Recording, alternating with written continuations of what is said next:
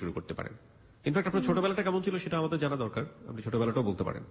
আমার লাইফটা মানে এমন ভাবে শুরু হয়েছে যে আমার বয়স যখন 4 বছর, স্কুলে তখন না ভর্তি হয়নি, তখন ভর্তি করে। তো আমার বাবা একদিন আমার মাকে বললো যে আমাকে আমার স্টেপ যে মাদার আছে, বড় মা, সৎ মা যে, তার কাছ থেকে পাঠাতে। তো আমার মা কোনো প্রশ্ন কিছুই করলো না। তারপর দিন আমার কাপড় চোপড় নিয়ে আমাকে আমার সৎ মার কাছে দিয়ে আসছে। তো আমি যে এই পর্যন্ত বড় হয়েছি এটা সম্পূর্ণ আমার মানে ওই বড় মার কাছেই, মানে সৎ মার কাছেই বড় হয়েছি আমি। তো 4 বছর বয়সে আমার সৎ মার কাছে আমাকে পাঠায় দেয়। পাঠায় দেওয়ার পরে মানে ওইখানে গিয়ে যেটা বুঝতে পারলাম যে মানে মার অভাবটা যেটা। তো মাঝে মধ্যে দেখা যেত যে মাকে দেখতে যেতাম, মানে আমার সৎমার মার বাসা তেমন দূরত্ব ছিল না, হেঁটে গেলে 5 মিনিট এরকম। তো যখন মার বাসার সামনে যেতাম তখন দেখা মা যখন গেটটা খুলতো আমাকে দেখার সাথে সাথে তখন মানে সে খুব রাগারাগি করতো, কেন আসছি, কি জন্য আসছি, মাঝে মধ্যে মারধরও করতো। কেন করতো বা কি জন্য করতো এটা আমি কখনো মানে এখন পর্যন্ত জানি না যে এই ব্যবহারগুলো আমার সাথে কেন করছে সে। তো এই তো মানে তারপরে আমি যখন বর্ষা, আমাদের কিছু জিনিস একটু পরিষ্কার হওয়া দরকার। আমার মনে হয় যে আপনি অনেক অনেক বেশি অ্যাংশাস, যেটাকে বলে একটু কুল। ওকে, আমাদের অনেক দূর যেতে হবে কারণ স্টোরিটা বলতে প্রায় 2 ঘন্টার স্টোরি। আপনি এখনই যদি এত উত্তেজিত হয়ে যান তাহলে আপনার জন্য সমস্যা, আমাদের লিসনারদের জন্য সমস্যা। উত্তেজিত হওয়ার কারণগুলো আমরা শেষ পর্যন্ত আবিষ্কার করতে পারবো, আশা করছি সাথে থাকবেন। যেটা হচ্ছিল যে আপনি বললেন যে 4 বছর বয়সে আপনাকে আপনার সৎমার কাছে পাঠিয়ে দিয়েছে আপনার বাবা, এবং আপনার মা আপনাকে দেখলে রাগান্বিত হয়ে যেত। আপনার কয় বোন ছিলেন? 2 বোন। আপনার আরেক বোনের সাথে কি একই আচরণ করা হয়েছে? না, ও মার সাথেই ছিল আরো ছোট। আপনি সারা জীবন ধরে কখনো আবিষ্কার করার চেষ্টা করেননি যে এটা কেন করা হয়েছিল? আপনার সৎমা কখনো আপনাকে বলেনি? না, কখনই বলেনি, আমি জিজ্ঞাসাই করিনি। ওকে ওকে, আচ্ছা ঠিক আছে, যান আপনার মতো করে বলেন।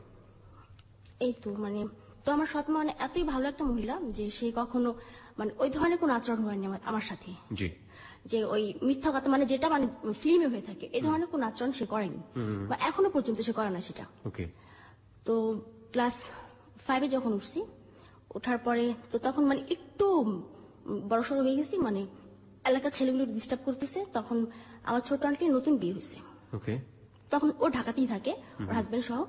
ওই তখন থেকে আমি ওর বাসায়, তখন থেকে ওর বাসায় মানে ওর বাসায় আমার বড় মার বাসায় এরকম মানে দুটো জায়গায় থাকা পড়ে আমার। তো আমার আঙ্কেল আমার আন্টিকে চিটংয়ে নিয়ে যায় যখন আমি ক্লাস 10 উঠি। ওকে।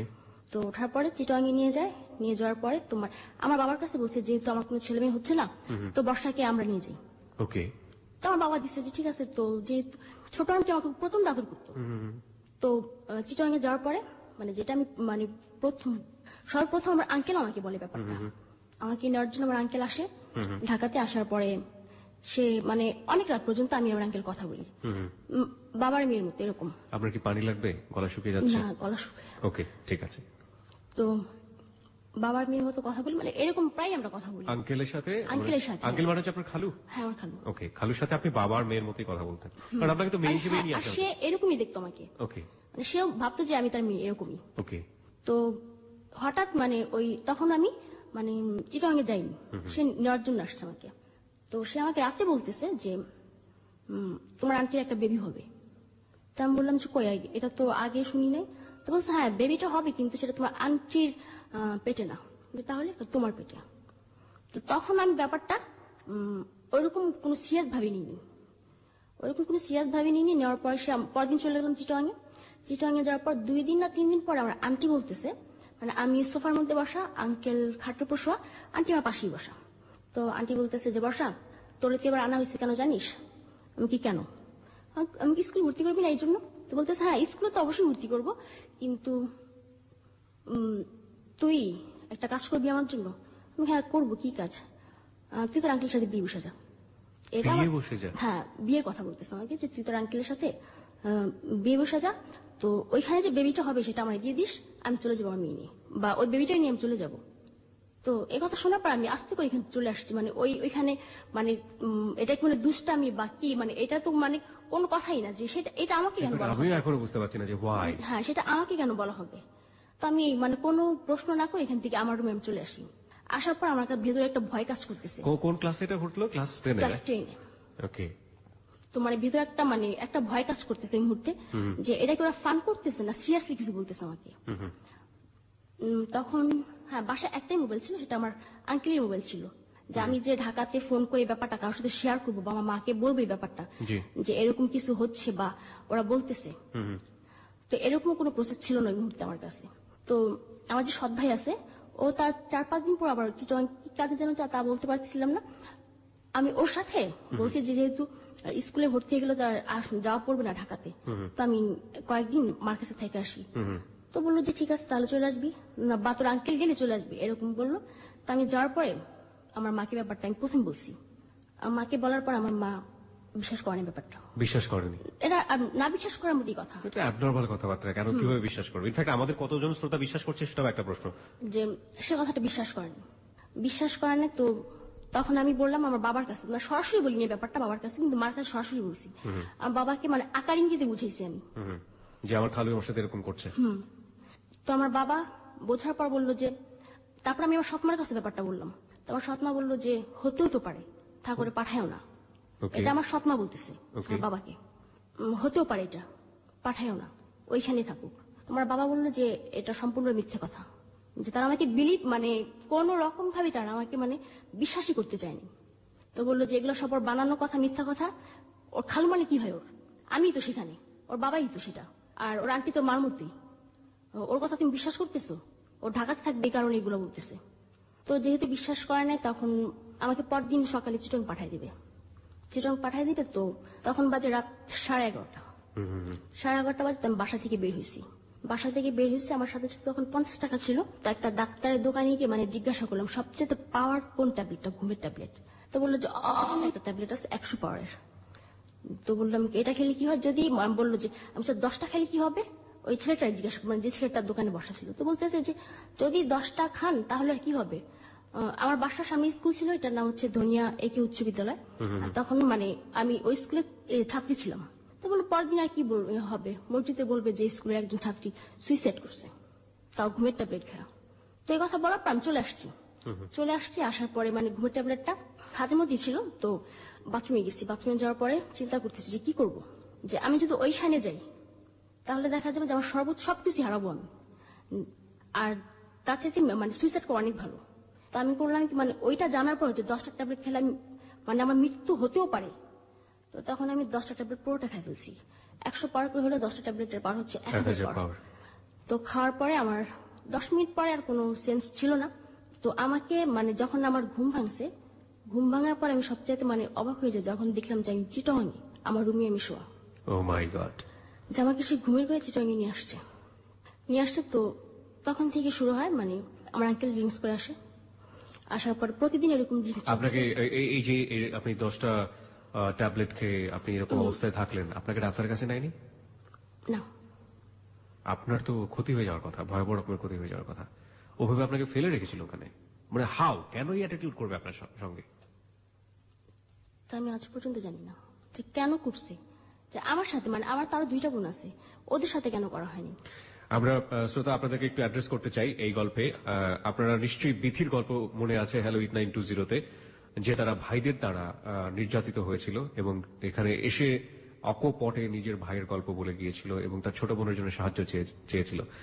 আমরা তখন বিশ্বাস করেছিলাম যে পৃথিবীতে এটাই সবচাইতে বড় ধরনের দুর্ঘটনা। আজকের গল্পটা কোন দিকে যাবে আমরা জানি না, তবে সেই গল্পটা আমাদের বিশ্বাসের শক্তিটা অনেক বড় বাড়িয়ে দিয়েছে, যে মানুষ কোনো খারাপ কিছু যদি করতে চায় সেটার পরিসীমাটা আকাশ সীমা পর্যন্ত। যাই হোক, আপনি দেখলেন যে আপনি চিটাগংয়ে যেখানে আপনার খালার বাসায় যাওয়ার কথা ছিল আপনার, সেইখানে গিয়ে এবং আপনি সেই বেডে। ওকে, তারপরে ওই আমার আন্টি ড্রিঙ্কস করে বাসায় আসার পর আমার আন্টি বললো যে একা একা কেন করতেছেন, বা এটা তো বাসায় আনলে আমরাও তো করতে পারি। তো আমি জাস্ট ফান হিসেবে মনে করছি যে কি আমার আঙ্কেলকে ড্রিঙ্কস করবে নাকি, তা বাসায় এনে। আর আঙ্কেল ছিল একজন হাজি। হ্যাঁ, হজ করে আসছে সে। পেশায় কি করতো উনি? তার পেশা ছিল ইম্পোর্ট এক্সপোর্ট। আচ্ছা, ইম্পোর্ট এক্সপোর্ট করতো। ওকে, তারপর? তো আন্টির কথা মতো আমার আঙ্কেল পরদিন একটা বোতল নিয়ে আসে বাসায়। আনার পরে আমি, আমার আন্টি, আমার আঙ্কেল ওই প্রথম আমার লাইফে ড্রিঙ্কস করা। ক্লাস 10-এ? তো ড্রিঙ্কস করছি, করার পরে কতটুকু খাইছি মনে নাই। পরে যা শুয়ে পড়ছি, সেন্স ছিল আমার, শুয়ে পড়ছি গিয়ে। তো সেই দিন রাতে ফার্স্ট আঙ্কেল আমার রুমে আসার পর সে আমার পাশে যে শুয়েছে, তাও আমি বুঝতে পারছি আমার পাশে আমার আঙ্কেল শুয়েছে, কিন্তু আমার গায়ে টাচ করেনি সেদিন। সে গায়ে টাচ করেন। তো অনেকক্ষণ শোয়া ছিল, অনেকক্ষণ শোয়া ছিল। আমার আন্টি ভাবছে হয়তো আমি ঘুমায় পড়ছি, কিন্তু আমার আঙ্কেল পাশে শোয়ার পরে আমার ঘুমটা ভাঙছে। মানে ঘুম ছিল না, মানে তন্দ্রা তন্দ্রা ভাবছে এরকম, যে ঘুম আসবে আসবে এরকম। তোমার আঙ্কেল যখন পাশে শুচ্ছে তখন আমি টের পাইছি আমার আন্টি আসছে। আসার পর ফিস ফিস করে কি বলছে সেটা আমি জানি না, মানে বুঝতে পারিনি যে কি বলছে। তার কিছুক্ষণ পর আমার আঙ্কেল আবার চলে গেল। চলে যাওয়ার পরে তারপর দিন আবার আনছে। মানে এরকম সপ্তাহখানিক চললো প্রতিদিন, মানে প্রতিদিন ড্রিঙ্কস করতে হবে। তোমার লাস্ট আমি একটা পর্যায়ে মানে বিরক্ত হয়ে গেছি যে এইটা কি, একটা মানুষ কতক্ষণ এটা খেতে পারে। চতুর্থ দিন যেদিন আনছে সেদিন মানে আমি ওকে ঘৃণাই করছি যে আমি খাবো না এটার। কেন খাবি না? আন্টির প্রশ্ন, কেন খাবি না? আমার কাছে ভালো লাগে না, আমি খাবো না। তো বলতেছে যে আমরা খাইতেছি না, আমি খাবো না, আমার কাছে ভালো লাগে না, আমি খাবো না। কারণ এইটা খাইলে দেখা যাচ্ছে আমি ঘুমিয়ে থেকে করতেছি, তারপর দিন 10টা-11টায় ওই সময়টা আমার স্কুলে যাওয়া হইতেছে না। আপনি কি ফিল করতেন ওই সময় খাওয়ার পরে? এটা খাওয়ার পরে কি ফিল করতাম, যে আমার লাইফে একটা চরম দুর্ঘটনা আসবে। আপনার এই টেনশনটা কাজ করতো? এটাই কাজ করতো। আর এতটুকু মানে পর্যাপ্ত পরিমাণে আমি খেতাম যতটুকু পারবো, যাতে আমার সেন্স আমি মানে না হারাই। ওকে, মানে সেন্সটা যেন থাকে। তো ওরা আপনাকে একেবারে সেন্সলেস করতে চাইতো, রাইট? ওকে। দেখা গেছে যে মানে প্রথম তো একটা বোতল আনছে, আনার পর যে একটা বোতলে টোটাল হচ্ছে 3-4টা করে 3টা করে হয়, 3টা করে হয়। আমারটা খাওয়ার পর দেখা গেছে আমার আঙ্কেলটা আমাকে খাচ্ছে, বসে একটু খাই ফেলো আমারটা। আমার আন্টিও একই কথা, আমারটা একটু খাতো। তো মাঝে মধ্যে দেখা গেছে যে আমি রান্নাঘরে নিয়ে ফালাই দিয়ে আসছি, ওরা কথা বলতেছে ওদের মতো, তো রান্নাঘরে নিয়ে ফালাই দিয়ে আসছি। পঞ্চম দিনের রাত্রের দিন, পঞ্চম দিন রাতে আমার আন্টি বলতেছে, আমার বাবার নাম হচ্ছে মালিক, তো আমার বাবার নাম ধরে বলতেছে যে বর্ষার বাবার জন্য আজকে না, মালিকের জন্য আজকে আমার এই অবস্থা, আমি প্রেগনেন্ট হচ্ছি না। তো আমি মনে মনে প্রতিজ্ঞা করছি যে আমি মালিকের মা পাই, বোন পাই, মেয়ে পাই, যাকেই পাই আমার হাজবেন্ডের কাছে রেখে ওইখানে ওরে প্রেগনেন্ট করবো এবং সে বাচ্চা আমি নেব। আর তখন এই মানে এই ব্যাপারটা তোমার পুরোপুরি বুঝে যায়, তাহলে আমার উপরে সেটা হবে, যেহেতু এরকম করতেছে ওরা। তো ওই দিন মানে দেখা গেছে যে এতটাই খাইছি যে ভয় করতেছিল যে পারবো কিনা, আমি আমার ট্যাকেল দিতে পারবো কিনা, সেন্সটা আমার থাকবে কিনা। তো ওই দিন কিছু হয় নাই।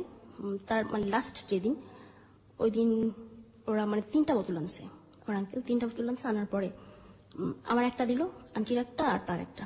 তো বলতেছে যদি পুরো বোতল শেষ করতে না পারো তাহলে এই বোতলের দাম দিয়ে উঠতে হবে। তো আমার আন্টি বলতেছে বর্ষা দিবে কোথা থেকে? তো বললো যে বর্ষাটা না আমি দিয়ে দিলাম যদি না পারে। তো ওই দিন মানে ওই পুরোটা আমি খাইছি। আমি একটু থামাচ্ছি। এই যে আপনি এর আগের দিন বেশ কিছুদিন ধরে খাচ্ছেন, আপনার খালু তো আপনার রুমে আসতো, উনি সেই সময় কি ধরনের আচরণ করতো আপনার সঙ্গে? চেষ্টা করতো কোনো কিছু করার? না, কোনো কিছু চেষ্টা করতেন, এমনি গায়ে হাত দিয়ে শুয়ে থাকতো। ওকে। আর সে যখন গায়ে হাত দিত তখন মানে আমি একটা করতাম যে আমি ঘুম, বা দেখা গেছে মানে গায়ে হাত দিতে বলতে মানে আগে তো অন্য কোনো খারাপ কোনো জায়গায় হাত দিত না, পেটের উপর হাত দিত, এই পর্যন্তই শুয়ে থাকতো। তো লাস্ট যেদিন মানে আমার সাথে ওই ঘটনাটা ঘটবে, তো সেদিন মানে আমি তো চরম সুযোগ পেয়েছিলেন। Let me ask you one thing, সেটা হচ্ছে আপনি তো জানেন যে এই ধরনের ঘটনা ঘটতে যাচ্ছে, আপনি আগে থেকেই জানেন।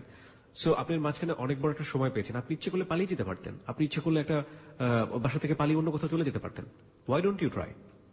আমি তখন ভাবছি যে আমি কোথায় যাবো পালায়, আমার ফ্যামিলি আমাকে বিশ্বাস করতেছে না। এক্স্যাক্টলি, যার ফ্যামিলি তো আমাকে বিশ্বাস, আমি মানে এখান চিটং থেকে পালা কোথায় যাবো, ঢাকা, তার মার কাছে, মানে তারা তোমাকে বিশ্বাসই করতেছে না যে এই ধরনের ঘটনা আমার সাথে ঘটবে, বা তারা করতেছে, তাদের ধারণা যে আমি সম্পূর্ণ মিথ্যা কথা বলছি তাদের সাথে। সৎমা তো বিশ্বাস করে নাই, সৎমার কাছে জায়গা করতে পারতেন, সৎমার কাছে থাকতে পারতেন।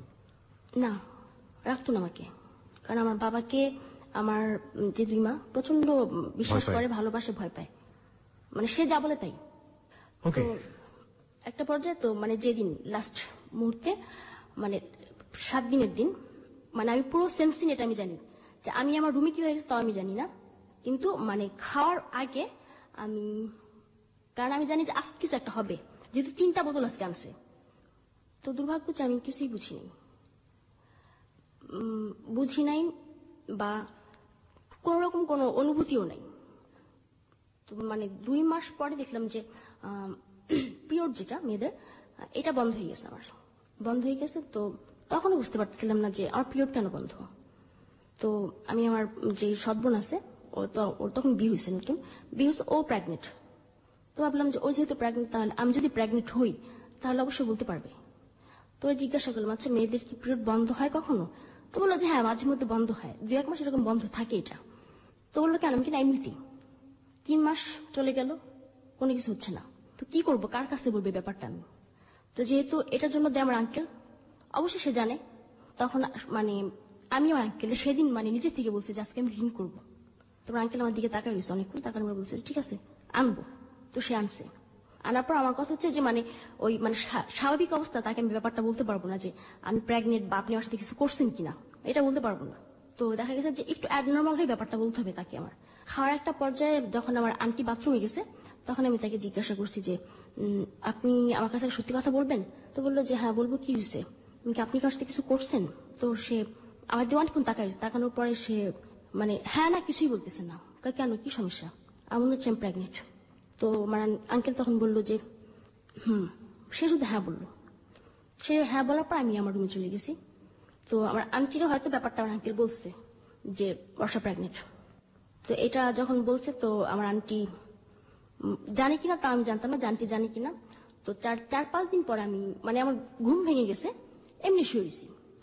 তো আমার রুমে ছিল ডাইনিং টেবিলটা, আঙ্কেল নাস্তা খেতেছে, আন্টি বলতেছে যে আমরা যেটা প্ল্যান করছিলাম সেটা হয়েছে, কিন্তু যখন বাচ্চাটা যখন প্রসব করবে ওকে দেবে এই বাচ্চাটা? আমার আঙ্কেল বলতেছে যেহেতু ওর বিয়ে শাদী হয় নাই অবশ্যই দিয়ে দেবে, আর এটার জন্য ওরে কিছু একটা আমরা দেবো। তখন আমার আন্টি বলতেছে যে আপনি তাহলে একটা কাজ করিয়েন, ওর জন্য খুব ভালো একটা ছেলে দেখিন যাতে আমরা ওর বিয়ে শাদী দিতে পারি। তোমার আঙ্কেল অফিসে চলে গেছে। তো আমি তখন মানে পুরোপুরি শুয়ে গেলাম যে আমার আন্টি ব্যাপারটা জানে, এবং আমার আন্টির প্রশ্রয়ে আমার আঙ্কেল আমার রুমে আসছে।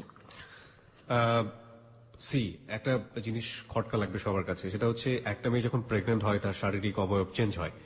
তারা যে প্ল্যানটা করেছে আপনাকে প্রেগনেন্ট করে আপনার কাছ থেকে বেবিটা নিয়ে নিবে, এখন কথা হচ্ছে যে আপনি যে অবস্থায় আপনার শরীরে যে চেঞ্জটা হতো সেই অবস্থায় কি আপনি নিঃসন্দেহে যে কোনো জায়গায় তাদের এগেইনস্টে ক্লেইম করতে পারতেন, বা আপনার ফ্যামিলি যে আপনাকে বিশ্বাস করতো না সেইটা আপনি দেখায় বলতে পারতেন যে দেখো আমার কি করেছে বা কি অবস্থা, এরকম সুযোগ তো ছিল না? আমাকে মানে আমি এটা মানে 7 মাস পর্যন্ত আমি মানে গর্ভে ধারণ করছি। ওকে, যাই আমরা সিরিয়ালি যে গল্প একের পর এক কি হয় তারপর। তো যখন 3 মাস, তো আমি আমার আঙ্কেল বাসা আসার পরে আমি তখন জানলাম যে আমার আন্টি ব্যাপারটা সম্পূর্ণ জানে, এবং ওর প্রশ্রয় এটা হয়েছে। কারণ একজন ওয়াইফ যদি তার হাজবেন্ডকে প্রশ্রয় না দেয়, স্বর্ণ একটা মেয়ের কাছে কখনই আসতে পারে না। তো তারপর কাউকে কিছু বলি না, চুপচাপ থাকি। তো মানে আমি শুধু মানে যখন আমার আঙ্কেল বাসায় আসে তখন আমি শুধু থাকি যে তার মোবাইলটা আমি কখন নিব, যে যখনই হোক আমার মাকে আমি ব্যাপারটা বলবো যে আসো এখানে আসা দেখা যাও আমার কি অবস্থা। তো যখন রাত্রেবেলা মোবাইলটা চার্জে রাখতো, আমি চার্জে থেকে আনার পরে দেখতাম যে ওটার মধ্যে কোনো সিম কার্ড নেই। যে আমি যে ওরা বুঝতে পারছে যে আমি অবশ্যই ব্যাপারটা জানাবো, বাইরে কোথাও যোগাযোগ করবো। আপনাকে সারাদিন বাসার মধ্যে বন্ধ করে রাখতো ওরা? আপনাকে স্কুলে কোথাও ভর্তি করেনি? ভর্তি করছি কিন্তু যাওয়া হয়নি আমার। আপনাকে যেতে দেয়নি কখনো? যেতে দেয়নি কখনো, বাসার মধ্যেই ছিলাম। তো আমার 4 মাস হয়ে গেছে। 4 মাস যখন হলো তখন আমি আমার আঙ্কেলকে বলতেছি যে আপনি যদি এটার কোনো ব্যবস্থা না করেন তাহলে আমি সুইসাইড করবো। সুইসাইড বুঝেন? আমি সুইসাইড করবো। তোমার আঙ্কেল বলতেছে যে সমস্যাটা কি, তোমার আন্টির কাছ থেকে থাকবে তাই না, দিয়ে দাও। তা আমি বলছি যে না আমি দেবো না, এটা আমি এটা জন্মই দেবো না। আপনি যা করার একটা কিছু করেন, তা না হলে কিন্তু আমি এইখানকার সবারই ব্যাপারটা বলে দিব। আপনি কি চাচ্ছেন যে আপনার মান সম্মান এখান থেকে হারা যাক? কারণ তারা খুবই সম্মান করতো সবাই এখানে। তো আঙ্কেল একটু ভয় পায় যাওয়ার পর বলছে আচ্ছা ঠিক আছে আমি দেখতেছি। দেখো, তো সে রাতটা আসার পর আমার জন্য 2টা ট্যাবলেট নিয়ে আসছে যে প্রেগন্যান্সি নষ্ট হওয়ার জন্য। তো নিয়ে আসছে, আনার পর সে আমাকে এটা দিচ্ছে, তারপর বললো তোমার আন্টি যাতে না দেখে। এটা বলছে যে তোমার আন্টি যাতে না দেখে, তুমি 2টা আজকে একটা খাবা রাতে, কালকে রাতে একটা খাবা। তখন আপনার প্রেগন্যান্সির কত মাস চলছিল? 4 মাস। ওকে, 4 মাস চলতেছে। তখন খাওয়ার পর দেখলাম যে কোনো কিছুই না। তোমার আঙ্কেলটা আবার ব্যাপারটা বললাম যে কিছুই হয়নি। তো বললো যে তখন আমার কাছে মনে হলো যে এটা হয়তো তাহলে আমার আঙ্কেল ওই ধরনের কিছু আনে নাই, এমনিতে হয়তো অন্য কোনো ট্যাবলেট আনছে সেটা। তো একদিন নিচে গেছি আমি, দোকানে পাঠাইছে আন্টি আমাকে, কি জন্য মানে দোকানে পাঠানোর পর ওই ট্যাবলেটের খোসাটা আমি নিয়ে গেছি। তো নিয়ে যাওয়ার পর ডাক্তারে দেখলাম যে এটা কিসের ট্যাবলেট। তো বললো যে এটা কে খাইছে? ডাক্তার বলছে এটা কে খাইছে? আমি তোমার আন্টি। এটা তো প্রেগন্যান্সি নষ্ট হওয়ার ট্যাবলেট। সে কি এটা জেনে খাইছে না জেনে খাইছে? আমি না জেনে খাইছে সে, কিন্তু মানে তার তো কিছু হয়নি, এর জন্য মানে আমি মানে তাকে আমার বলছে জিজ্ঞাসা করার জন্য। তো আমি তো হচ্ছে না কেন, তাহলে তো পিরিয়ড হওয়ার কথা, হয় না। তারপরে 6 মাসে পড়ে গেল, 5 মাস 6 মাসে কেটে গেল। তারপরে সে আরেকটা ওষুধ এনে দিছে, সেটাও কোনো কাজ হয়নি। তারপরে মানে কি করবো এই মুহূর্তে, আমি শুধু আমার আঙ্কেলের প্রেশার ক্রিয়েট করি, কারণ আমি আন্টির সাথে কোনো কথাই বলি না, মানে ওই ব্যাপারটা নিয়ে আমি কোনো কথা তার সাথে বলিনি কখনো। আঙ্কেল যখন বেশি প্রেশারে পড়ে গেছে আমার উপর, যে আপনি যদি মানে এই কয়েকদিনের মধ্যে কিছু না করেন এটা, মানে তখন মানে আমি যে প্রেগনেন্ট আমি মানে বুঝতেছি, বোঝা যাচ্ছে, মানে দেখলে বোঝা যাচ্ছে যে আমি প্রেগনেন্ট, যে 7 মাসে পড়ে গেছে। তো তখন প্রেশার দিছে, যে বললাম যে আপনি যদি কিছু না করেন তাহলে আপনি অবশ্যই চান না যে আপনি এখান থেকে মান সম্মান হারাক, আর এখানে সবাই দেখতেছে আমি কিন্তু বাসা থেকে বের হই না, বা আপনারা অনেক কিছু একটা বলবেন পারবেন না, আমি যাবো তাই কিন্তু হবে। তো আমার আঙ্কেল বললো কি, আন্টির সাথে হয়তো ব্যাপারটা শেয়ার করছে, শেয়ার করার পর তো আন্টির একটা বান্ধবী ছিল, নাম রাবিয়া, মেয়েটা চিটং এর ছিল। তো ওই রাবিয়ার কাছে ব্যাপারটা, রাবিয়াকে ফোন করছে, ফোন করে বলছে যে রাবিয়া তুই একটু বাসায় বসাতে একটা অঘটন ঘটায় ফেলছে, এখন যেহেতু আমার এখানে আছে আমার এই ব্যাপারটা দেখতে হবে, এটা আমার আন্টি বললো। তো আন্টি আমার বললো যে ভুলেও যাতে রাবিয়া না জানে যে ব্যাপারটা কি, তুই বলবি তুই ঢাকা একটা ছেলের সাথে প্রেম করছিস, ওইখানে ওর সাথে ছিলি, তখন তুই প্রেগনেন্ট হয়েছিস, এটা আমার শিখাই দিল। তো রাবিয়া আন্টি আসছে, আসার পরে রাবিয়া আন্টির কাছে সব ব্যাপারটা মানে আন্টি বলছে। তো বলার পর রাবিয়া আন্টি বললো যে বর্ষা তুমি না শিক্ষিত মেয়ে, তুমি এই ভুলটা কিভাবে করলা? তো আমি চুপচাপ কিছুই বলিনি। তো সে আমার নিয়ে গেল একটা মহিলার কাছে, মানে সে এগুলোর কাজ মানে অ্যাবর্শন করতে পারে। তো সেখানে নিয়ে গেল, তো সে আমাকে একটা বেডে শোয়ালো, শোয়ানোর পরে সে পেটে হাত দিল, পেটে হাত দিয়ে বললো যে বাচ্চা তো অনেক বড় হয়ে গেছে, 7 মাস হয়ে গেছে, তো আর 3 মাস থাকলেই তো হয়, কেন ফালাবা, সেটা আমার বলতেছে। তখন রাবিয়ানকে আবার আমরা বললো যে ওইখানে যদি প্রশ্ন করে তোমার হাজবেন্ড কই, তাহলে বলবা যে তোমার হাজবেন্ড আরেকটা বিয়ে করছে, এই জন্য তুমি বাচ্চাটা রাখতেছো না, নষ্ট করে ফেলবা। তো সে বলতেছে যে 7 মাস হয়ে গেছে, রেখে দাও, 3 মাস পর তেমনি হবে। তখন আমি বললাম যে না, আমার হাজবেন্ড তো একটা বিয়ে করছে, এই জন্য আমি রাখবো না। তো রাবিয়ানটি বললো যে এটা যেভাবে মানে নর্মালি করাতে হবে। তো মহিলা বললো যে 7 মাস হয়ে গেছে, এটা কিও নর্মালি করি আমরা, আর যদি নর্মালি করে দেখা যাবে যে ওর একটা সমস্যা হবে। তো বলতেছে না নর্মালি করাতে হবে, কারণ যদি সিজারে করাতে যাই ও সিজার করাবে না, কারণ আমি আনম্যারিড, এটা তো আর ওই মহিলা জানে না। তো বলছে না সিজারে করাবে না, যেভাবে হোক নর্মালি করান এটা। তো বলতেছে যে না নর্মালি আমাদের পক্ষে সম্ভব না, তাহলে তুমি অন্য কোথাও নিয়ে যাও, যদি নর্মালি কেউ করতে পারে সেখানে নিয়ে যাও, যেহেতু 7 মাস হয়ে গেছে, মানে আর 3 মাস লাগে, সেখানে একটা ছিল যে নর্মাল হতে, কিন্তু হ্যাঁ আর 7 মাস যেহেতু এটা নর্মাল কিভাবে হয়, 2 মাস বা 3 মাস, হ্যাঁ ঠিক আছে। তো বলতেছে যে ঠিক আছে, তো ওইখান থেকে আমরা নিয়ে আসা পড়ছে, যেহেতু সে করবে না, সে রিস্ক নিল না। তারপর আমাকে আবার বাসায় নিয়ে আসছে, বাসায় আনার পর আমার আন্টির সাথে রাবি আন্টি কথা বললো যে আপা ওরা করতে চাচ্ছে না, নর্মালি করবে না, সিজারই বলতেছে। তখন আন্টি বলতেছে এটা কিভাবে সম্ভব, ও তো আনম্যারিড, তো এই সিজারের একটা দাগ থাকবে, কাটা দাগ, তখন ওর হাজবেন্ডে কি বলবে যে কাটা দাগটা, আর সিজারটাই আলাদা থাকে। তো তখন আন্টি বললো ঠিক আছে, মানে রাবি আন্টি বলতেছে যে আমি দেখি আমার একজন আছে, আমি ওইখানে একটু ফোন করে দেখি। তো সে একটা মহিলাকে ফোন করছে, তো মহিলা বললো যে ঠিক আছে নিয়ে আসো, নিয়ে গেছে, মানে সেটা লালখান দিঘির বাজার বলে চিটং, ওইখানে নিয়ে গেছে আমাকে, নিয়ে গেছে একটা হিন্দু মহিলা। তো ওই হিন্দু মহিলার বাসায় নিয়ে যাওয়ার পরে তো সে আমাকে দেখলো, দেখার পর সে একই কথা, 7 মাস হয়ে গেছে, কেন ফলাবা, রেখা দাও। তো বললাম যে না, তোমার আন্টি বলতেছে যে না ওর হাজবেন্ড আরেকটা বিয়ে করছে, আর করবো না, ওর কাছে রাখবো না, ডিভোর্স দিয়ে দিবে, তোর বাচ্চা রেখে কি করবে, এর জন্য ফালাই দিবে।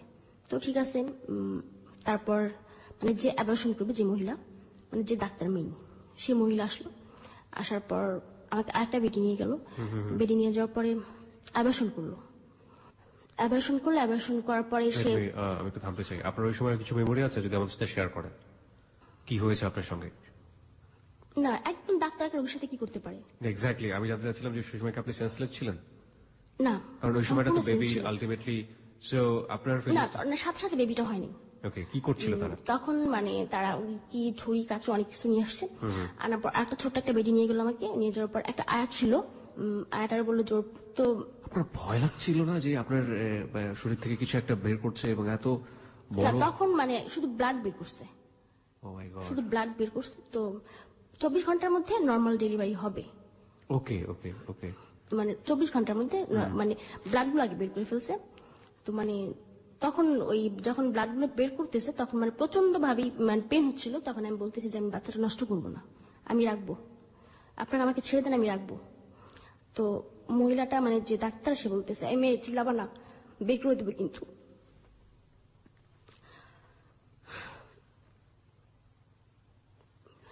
তারপর ওই মানে ব্লাডগুলো বের করছে। ব্লাডগুলো বের করার পরে সাথে সাথে শরীরে আমার জ্বর চলে আসে, প্রচন্ড জ্বর আসে। তো বলতেছে যে ওরা ঠান্ডা পানি দিও না, ওরা গরম পানি দিবা। ওই ডাক্তার আয়াটাকে বলে গেল যে ওরা ঠান্ডা পানি দিবা না, আই করবা। তো আমাকে এভাবে রেখে ওরা চলে গেছে। চলে যাওয়ার পরে যে রাবি আন্টি ছিল, সে বলতেছে যে বর্ষা থাকো, আমি সকালে আসবো, তোমার কোনো সমস্যা? আমি বলছি না, আমার কোনো সমস্যা নেই। তো আর রাবি আন্টি জিজ্ঞাসা করলো যে কখন হবে এটা। তো বললো যে 24 ঘন্টার মধ্যে যদি হয় তাহলে তো হইলি, আর না হলে সিজার করতে হবে ওর। রাতে প্রচন্ড জ্বর, একটা ইঞ্জেকশন দিয়ে গেল আমাকে, 2টা ইঞ্জেকশন দিয়ে গেছে। বলছে যে তোমার যখন ব্যথা উঠবে তখন তুমি আমাকে ডাকবা। ওই ডাক্তার মহিলাটা বললো যে ব্যথা উঠলে আমাকে মানে ডাকবা, আর 24 ঘন্টার মধ্যে অবশ্যই এটা নর্মাল হয়ে যাবে। তো তার 24 ঘন্টা পার হয়ে গেছে। তারপর দিন মানে সন্ধ্যাবেলা অ্যাবর্শন করছে আমাকে।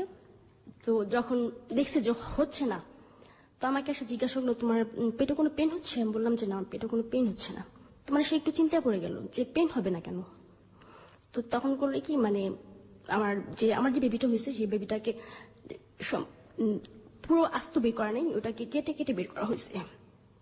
যে পুরো 1 ঘন্টা মানে পুরো 1 ঘন্টা মানে আমি প্রচন্ড চিৎকার করতেছি যে আমাকে ছেড়ে দেন, আমি চলে যাবো, আমি আমার বেবিটাকে হওয়াবো, আমার বাচ্চাটাকে আমি দেখবো। তো মহিলাটা বলতে সেটা আগে মনে ছিল না, এখন কেন বলতেছিস? মানে অনেক খারাপ ব্যবহার করছে তখন আমার সাথে। তো তখন শুধু আমার মাকেই ডাকতেছি যে মা তুই আমার কি করলি, যে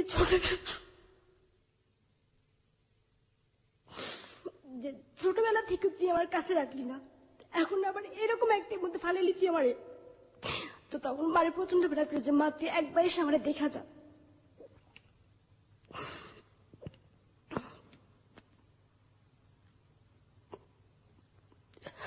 তারপর যখন 1 ঘন্টা পরে ওটা পুরোটা বের করছে, তখন মানে ডাক্তারটা চলে গেছে, আয়াটা আমার সামনে দাঁড়ানো। তারা বলতেছি যে আমার কি হয়েছে একটু বলবেন, আমার ছেলে হয়েছে না মেয়ে হয়েছে?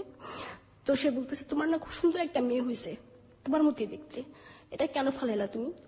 তখন আমার কোনো ভাষা ছিল না যে আমি কি বলবো, যে অ্যাকচুয়ালি এটা আমি কি, জোর তো কোনো বাবাই নেই, আর আমার সাথে কেন এটা করলো। এরকম আমি 15 দিন অসুস্থ ছিলাম। পরদিন না, তখন তার কিছুক্ষণ পর রাবি আন্টি আসার পরে সে আমাকে বললো যে বর্ষা হয়েছে? তো বললাম যে হ্যাঁ হয়েছে। তো বললো তাহলে চলো। তো সে আমাকে মানে আমি উঠে যে দাঁড়াবো এর ধরনের কোনো ছিল না আমার হাত পা প্রচন্ড কাঁপতেছিল যে উঠা যে বাইরে বের হবো। তখন আন্টি বলতেছে তুমি দাঁড়াতে পারতেছো না? বললাম যে না, আমার খুব কষ্ট হইতেছে দাঁড়াইতে। তো সে আমার ধুয়ে বাইরে নিয়ে গেছে। বাইরে নিয়ে যাওয়ার পর একটা সিএনজি করে বাসায় নিয়ে গেছে। বাসায় যাওয়ার পরে দেখলাম যে আমার আন্টি সবকিছু আগে থেকে গোছায় রাখছে। তো গোছায় রাখার পরে আন্টি আমাকে বিছানায় শোয়াইছে। শোয়ানোর পরে এখন রাবেয়া জিজ্ঞাসা করতেছে যে কি ব্যাপার, কি হয়েছে, ও এত অসুস্থ হয়েছে কেন? তো বলতেছে যে ছোট মানুষ না, একটু অসুস্থ হবেই। তো বলতেছে যে কি হয়েছিল ওর? তো বললো যে মেয়ে হয়েছিল শুনছি। তো বললো যে কেমন? তখন আমি তো রাবেয়া আন্টি বলছি যে এটা কেটে কেটে বের করছে, সম্পূর্ণ করে বের করা নেই। তারপরে এরকম 15 দিন অসুস্থ বাসাতেই, অসুস্থ থাকার পরে মাঝখানে আপনি আপনার বাড়িতে যোগাযোগ করেননি? বাড়িতে জানানো যাওয়ার তো হয়ে গেছে, এখানে আর যোগাযোগ করে কি লাভ? ইনফ্যাক্ট আপনার সাথে যে আচরণগুলো করা হচ্ছে, আপনি আপনার মাকে আপনার বাবাকে জানাননি? এই হোয়াটএভার ইট ইজ, সেই সময় তো আপনার সুযোগ ছিল জানানোর, আপনি জানাননি? না, আমি 15 দিন অসুস্থ থাকার পরে ঢাকা আসছি। ঢাকা আসার পরে মা বলতেছে যে কি ব্যাপার তোর এমন দেখাইতেছে কেন, অনেক শুকাই গেছে আগের থেকে। This track was downloaded from FusionBD.com. কেমন যেন রোগা রোগা লাগতেছে। তো তখন আমার কাছে কিছুই বলি নাই। তো আমার আবার চিটংয়ে পাঠিয়ে দিবে তারা। তারপর মানে আমার আঙ্কেল ট্রেনে নিয়ে আসছে আমাকে। তো সে মানে আসার যাওয়ার টিকিট কেটে রাখছে না, সরি, আসার সময় আমরা ট্রেনে আসছি চিটং থেকে ঢাকায়। তো আঙ্কেল বলতেছে যে আমি তো কালকে চলে আসবো, তো তুমি আসবে না আমার সাথে? তো আমার কথা হচ্ছে আমি একবার ঢাকা যাই, তারপরে আসা না সেটা আমার উপরে। তো বললাম যে হ্যাঁ আসবো, কারণ এই কথাটা যদি এই মুহূর্তে না বলি তাহলে দেখা যাবে আমাকে আনবে না, সে যে কোনো একটা অজুহাতে সে আমাকে রেখে আসবো এখানে। তো বললো হ্যাঁ আপনার সাথে আমি চললাম, এখান থেকে কি করবো? তো তখন ঠিক বললো ঠিক আছে তাহলে আমরা আসার সময় বিমানে চলে আসবো, সেটা বললো আমাকে। তো সে চিটং থেকে বিমানের টিকিট কেটে রাখছে। তো তারপরে ঢাকা আসলাম। আসার পরে আমার আঙ্কেল বলতেছে যে আজকে থাকো, কালকে এসে আমি তোমার নিয়ে যাবো এখান থেকে। বললাম আচ্ছা ঠিক আছে। তো শুধু একটা রাতই পাচ্ছি আমার মার মানে কথাগুলো বলার জন্য। তো রাতের বেলা আমি মার পাশে যেয়ে বসছি। তো মা আমার সাথে কথাবার্তা বলতেছে, ওরা কেমন আচরণ করে, তার তো বোন, তার তো মানে সে তো কখন ধারণা করেন যে তার মেয়ের সাথে এই ধরনের বিহেভ সে করবে। তখন আমার কাছে আমি ব্যাপারগুলো বলি যে আমার সাথে এই ঘটনা করা হয়েছে মা। তখন দেখি মা খুব কান্না করতেছে যে আমি কার কাছে কি দিলাম, এমন তো না যে আমার ঘরে ভাতের অভাব, টাকা পয়সার অভাব, যে আমার মেয়েটাকে রাখতে পারতেছি না, কোনো কিছুই না। তোর ছেলে মেয়ে না বিধাই তো আমি তোর কাছে দিছি আমার মেয়েটারে, আর তুই আমার মেয়েটা এরকম একটা সর্বনাশ করলি, মানে এটা কাঁদতেছে। সে বলতেছে একা একা, তখন বলতেছে যে দেখি তুই যে 7 মাসে প্রেগনেন্ট ছিলি, তোর তলপেটের কি অবস্থা দেখি। তখন আমি আমার মাকে দেখালাম, তো মা দেখে খুবই কান্না করতেছে যে এটা কি। আমার আন্টি আমার শেলি, যে আরে শেলি তুই এটা কি করলি আমার মেয়ের, তুই আমার মেয়ের জীবনটা এভাবে নষ্ট করে দিলি। তো তখন বলতেছে আমি এতটা কখনো পাঠাবো না। তখন আমি মা বলতেছি কেন পাঠাইবা না, যাবার তো হয়েই গেছে, এখন পাঠাও। আমার তখন বিশ্বাস করে তোমরা। আমার আঙ্কেল তারপর দিন আসছে, আসার পরে মা সরাসরি তারা কিছু বলে নাই, যে কিছুই বলে নাই, বা তার প্রতি একটা ক্ষোভ রাগ আছে এটা সে বুঝতেই দেয়নি। তো বললো যে বর্ষা যাবে না, বললো যে না বর্ষা যাবে না, কয়েকটা দিন পরে যাক। অনেকদিন পরে আসছে, মানে তখন টোটাল 7 মাস পরে আমি আসছি, মানে ওইটা অ্যাবর্শন হওয়ার পর সুস্থ হয়েছে, তারপরে তো ঢাকাতে আসছি, প্রায় 8-9 মাস পরে আমি ঢাকাতে আসছি। তো মা বলতেছে যে অনেকদিন পর আসছে, আমার সাথে কয়েকটা দিন থাকুক। এটা হচ্ছে 2008-এর ঘটনা, এই আমার অ্যাবর্শন এই বাবুটা। তো 2008 মানে এটা শেষের দিকে। বাবাকে ওই মুহূর্তে বলে নাই? হ্যাঁ, বাবাকে প্রথমে বলে নাই, মানে বাবা যখন জানতে চাইলো যে চিটং যাচ্ছে না কেন, তখন বলছে না ওরা পাঠাবো না। কেন? আমার সামনে কিছু বলে নাই, হয়তো রাতের বেলা শুয়ে শুয়ে কথাগুলো তাকে বলছে। তখন আমার বাবা বললো যে এটা কেন করলো ওর সাথে। তাই আমি মাকে বলছি যে আমার বাবার কারণে আজকে আমার এই অবস্থা। না, এটা আমি আজও পর্যন্ত জানি না। আর সে আমার বাবা বিধায় আমি তাকে আজও পর্যন্ত সেই প্রশ্নটা করতে পারিনি যে তুমি ওর সাথে কি করছিলা, যে যেটা খেসারত আমার দিতে হইল। ওকে, আমরা গল্পের এই পর্যায়ে ছোট একটা বিরতি নিতে চাই। আপনারা নিশ্চয়ই জানেন, আপনারা শুনছেন হ্যালো 8920 এবং আজকে বর্ষা আমাদের সঙ্গে আছে। যে গল্পটা এখানে হচ্ছে সেটা জীবনের গল্প, এবং আমরা জীবনের গল্পে একটা কথা বলে থাকি, life is more than drama. নাটক, গল্পে, সিনেমাতে যা সম্ভব নয় তা জীবনে ঘটে থাকে। আজকে বর্ষা তার জীবনের গল্প বলছে, এবং আমি বলতে পারি হলফ করে যে জীবনের গল্প কোনো অংশেই কোনোটার চেয়ে খাটো না, কিন্তু আজকের গল্প শুনতে গিয়ে আমি কেন জানি খেয়ে হারিয়ে ফেলছি। আমি ঠিক জানি না আমার শ্রোতাদের কি অবস্থা, এবং আমরা বিশ্বাস করি যে এই গল্পটা যেভাবে এগোচ্ছে এটা শেষ পর্যন্ত কোথায় গিয়ে থামবে আমরা ঠিক জানি না। আশা করছি আপনারা আমাদের সাথেই থাকবেন। মাত্র 2 মিনিটের সংবাদের বিরতি। এই ফাঁকে আরো একবার মনে করিয়ে দিচ্ছি, বর্ষার সাথে আপনারা সরাসরি কথা বলতে চাইলে, বর্ষার সাথে আপনারা সরাসরি যোগাযোগ করতে চাইলে আমাদের ফেসবুকে যোগাযোগ করতে পারেন। আমাদের ফেসবুকে বর্ষাকে নিয়ে একটি রেডিও স্ট্যাটাস দেওয়া আছে, ওখানে কোনো প্রশ্ন করতে পারেন, কমেন্টস করতে পারেন, ওগুলো বর্ষা অবশ্যই পড়বে এবং নিজের কালেকশনে রাখবে। আমাদের ফেসবুকের ঠিকানাটা হচ্ছে facebook.com/hello8920। আমি আবারও বলছি facebook.com/HELLO8920। ওখানে যাবেন, যাওয়ার পরে লাইক দিবেন, লাইক দেওয়ার সঙ্গে সঙ্গে আপনি আমাদের হ্যালো 8920 মেম্বার হয়ে যাবেন। আর যদি কোনো ফোন করতে চান, ফোন করে আপনার জীবনের গল্প আপনি বলতে পারেন। ফোন নাম্বারটি হচ্ছে 91156668। আমি আবারও বলছি 91156668। মাত্র 2 মিনিটের সংবাদের বিরতি। সংবাদের বিরতির পর আমরা বর্ষাকে নিয়ে আবারও ফিরে আসবো। আপনি শুনছেন হ্যালো 8920 এবিসি রেডিওতে। কিবরিয়া আপনার সঙ্গে আছে, লাখো শ্রোতা আমাদের সঙ্গে আছে। আশা করছি আমাদেরকে ছেড়ে যাবেন না।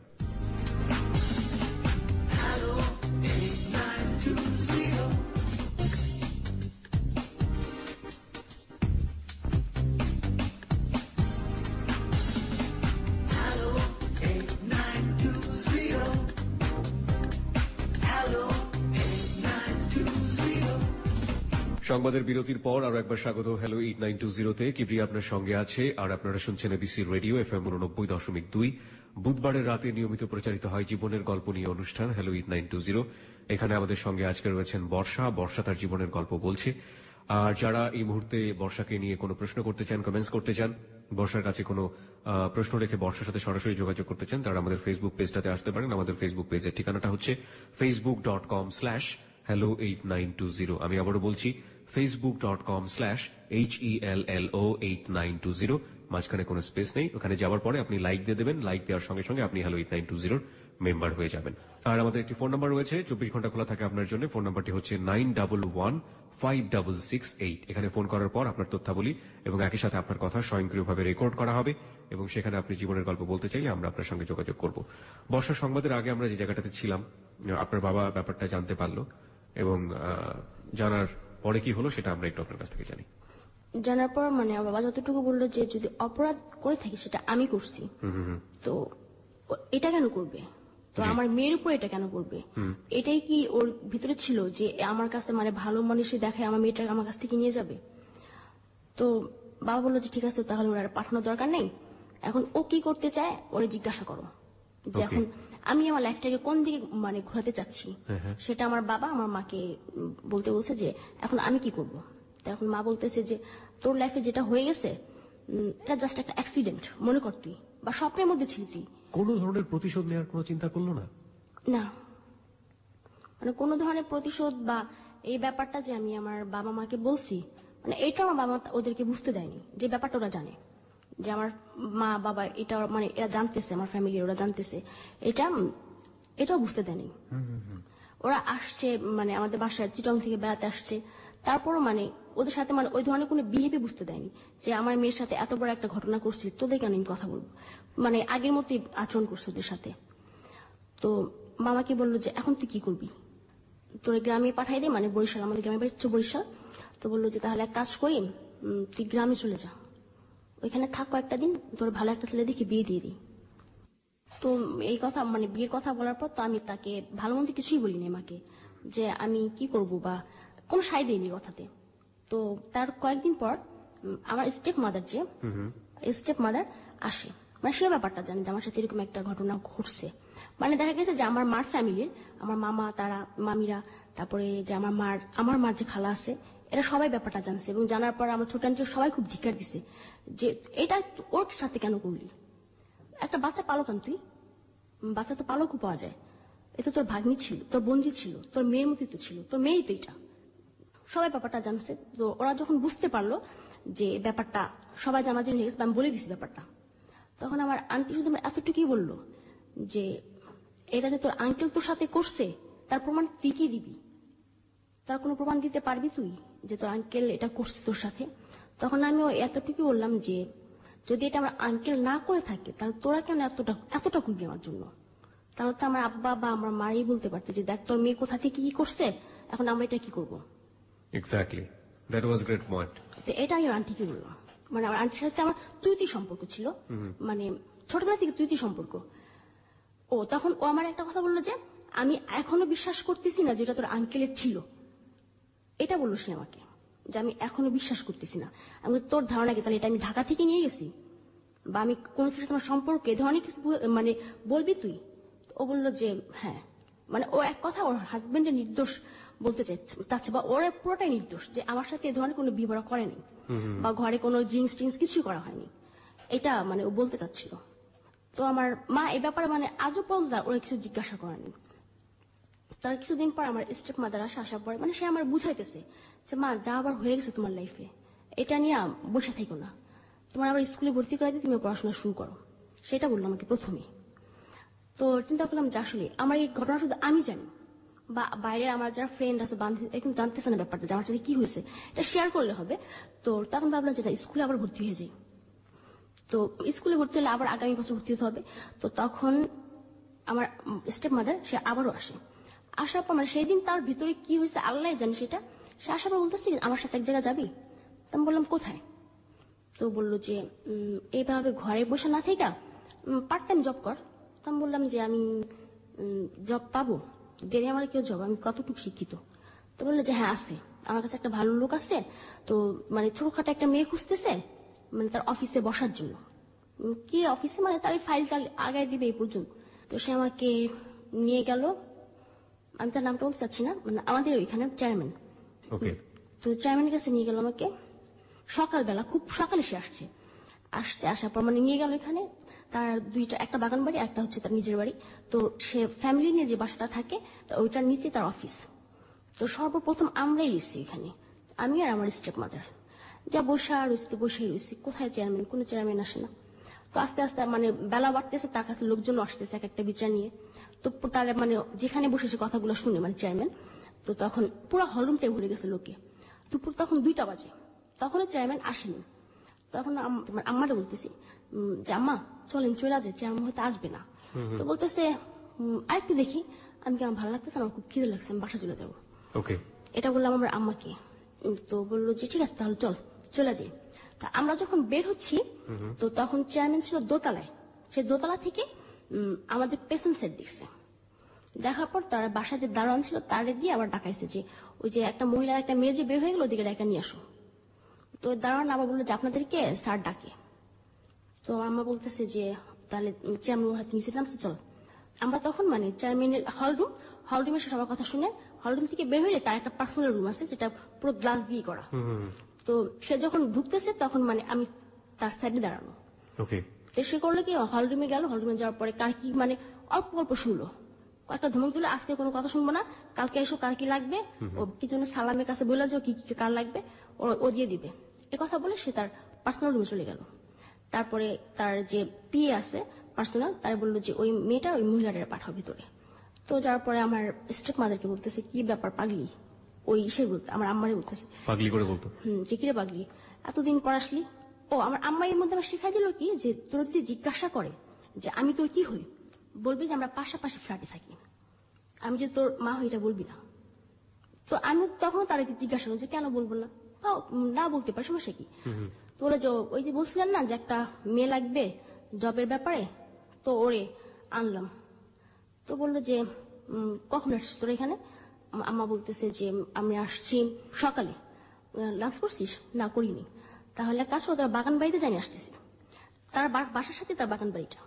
তো আমরা বাগান বাড়িতে গেছি, যাওয়ার পরে তার বিশাল একটা বাগান বাড়ি। তো এখানে গিয়ে বসছি, বসার পরে আমাদের জন্য দুপুরে খাবার পাঠাই দিচ্ছে। তো এখানে লাঞ্চ করছি, লাঞ্চ করার পরে আমাদের লাঞ্চ করা শেষ, তারপর সে আসছে। আসার পর বলতেছে আমি কি ওর সাথে একটু আলাদাভাবে কথা বলতে পারি, এটা বলতেছে আমার আম্মাকে চেয়ারম্যান। তো বললো যে হ্যাঁ পারবেন। তো এই কথা বলার পর মানে তার যে রুম আছে বাগান বাড়িতে সেখানে আমার নিয়ে গেল। তো তখনও আমি ওই ধরনের কিছু বুঝি নাই, বা সে আমার গায়ে কোনো হাত দেয় না বা কিছুই না, তখন সে আমাকে বুঝতে দেয়নি যে এটা কোনো জব না। তো বলতেছে যে তোমার মতো একটা মেয়ে মানে এতটুকু ছোট একটা মেয়ে খুঁজতেছিলাম, তুমি আসলে খুব কিউট খুব লাভলি, এটা সে আমাকে বলতেছে। তো বললো যে তুমি কালকে ঠিক রাত 8টা বাজে আমার এই বাগান বাড়িতে চলে আসবা। তো বললাম 8টা বা রাত্রে আসবো কেন, রাতে আসতে পারবো না, আমার মামাকে তাহলে বকবে যে জব দিবেন ঠিক আছে, তো সেটা রাত্রে কেন আসবো। তো ওই কথাটা বলার পর সে বললো তাহলে বিকেলে এসো 5টার দিকে। আমি বললাম যাত্রা বিকেলে আসতে পারবো। বিকেল আসলে সমস্যা আমি কিনা বিকেলে আসতে পারবো, কিন্তু রাত্রে বাসা থেকে বেরোতে দেবেন আমাকে। তো তাহলে বিকেল 5টার দিকে এখানে চলে আসিও তুমি। তো তখন করলে কি মানে ওই দিন সে আমার হাতে আমার হাতে না আমার আম্মার হাতে সে 2000 টাকা দিছে, আমার সামনেই দিছে। তো টাকাটা কেন দিছে আমি তা জানি, আমি ভাবছি হয়তো এমনিতেই দাঁড়িয়ে দিছে, কিন্তু টাকাটা যে আমার পারপাসে তাকে দেওয়া হয়েছিল সেটা আমি পরে বুঝতে পারছি। তো পরদিন বিকেল 5টা বাজে আমি তার বাগান বাড়িতে যাই, একাই যাই। যাওয়ার পর তখনও সে আমাকে কিছু বুঝতে দেয়নি। তখন সে আমার বললো তখন সে করলো কি বললো যে আমার তো ঢাকার বাইরে অনেকগুলো আছে হাউজিং আছে, তো সেখানে আমি একটা মানে তোমার মতো একটা সুন্দর একটা মেয়ে রাখতে চাচ্ছি। তো তুমি যদি কক্সবাজার থাকতে চাও তোমার কক্সবাজার রাখতে পারবো, বা যদি বলো না ঢাকাতে কোথাও ঢাকাতেও রাখতে পারবো। কখনো কক্সবাজার তুমি গেছো? আমি বলছি যে না আমি কখনো কক্সবাজার যাইনি। তাহলে তোমার কক্সবাজারে ঘোরা হবে, আমার জায়গাগুলো তোমার দেখা হবে, বা তোমার অফিসগুলো তোমার পছন্দ হবে কিনা, মানে এটা তুমি যেটা বলবো তাই করবো। তো তখন করলো কি বললো যে আমাদের সাথে আরেকটা মেয়ে যাবে, সে তোমার অনেক সিনিয়র, সেটা বলতেছে আমাকে ওই চেয়ারম্যান। আর তাকে আমি বলতাম কি চেয়ারম্যান চাচা, সে যেহেতু আমার সিনিয়র অনেক অনেক বয়স্ক সে, তো তাকে আমি চেয়ারম্যান চাচা ডাকতাম। তো বললো যে তোমার আমাদের সাথে আরেকটা তোমার একটা বড় আপু যাবে, সে তোমার অনেক সিনিয়র, তো তার সাথে কথা বলো তুমি মোবাইলে। তার সাথে কথা বলাই দিল। তো বললো যে হ্যাঁ আমরা তো কালকে তাহলে কক্সবাজার যাচ্ছি, তো তখন তো দেখাই হবে তোমার সাথে। সে করলো কি আমাকে 10,000 টাকা দিছে ওই দিন, এটা আমার জব হয়ে গেছে এটা বললো সে, যেটা হইতেছে তোমার অ্যাডভান্স 10,000 টাকা, আর তুমি মান্থলি পাবা 12,000 টাকা করে, এটা সে আমার বললো। কি ও বললো যে এই 10,000 টাকা তোমার অ্যাডভান্স, এটা দিয়ে তোমার যা ইচ্ছা তুমি করিও। তো যেহেতু আমার জব হয়েছে আমি ওইখান থেকে রাখছি আমার নিজের জন্য 3,000 টাকা, আর বাকি 7,000 টাকা আমার মার কাছে দিছে গিয়ে।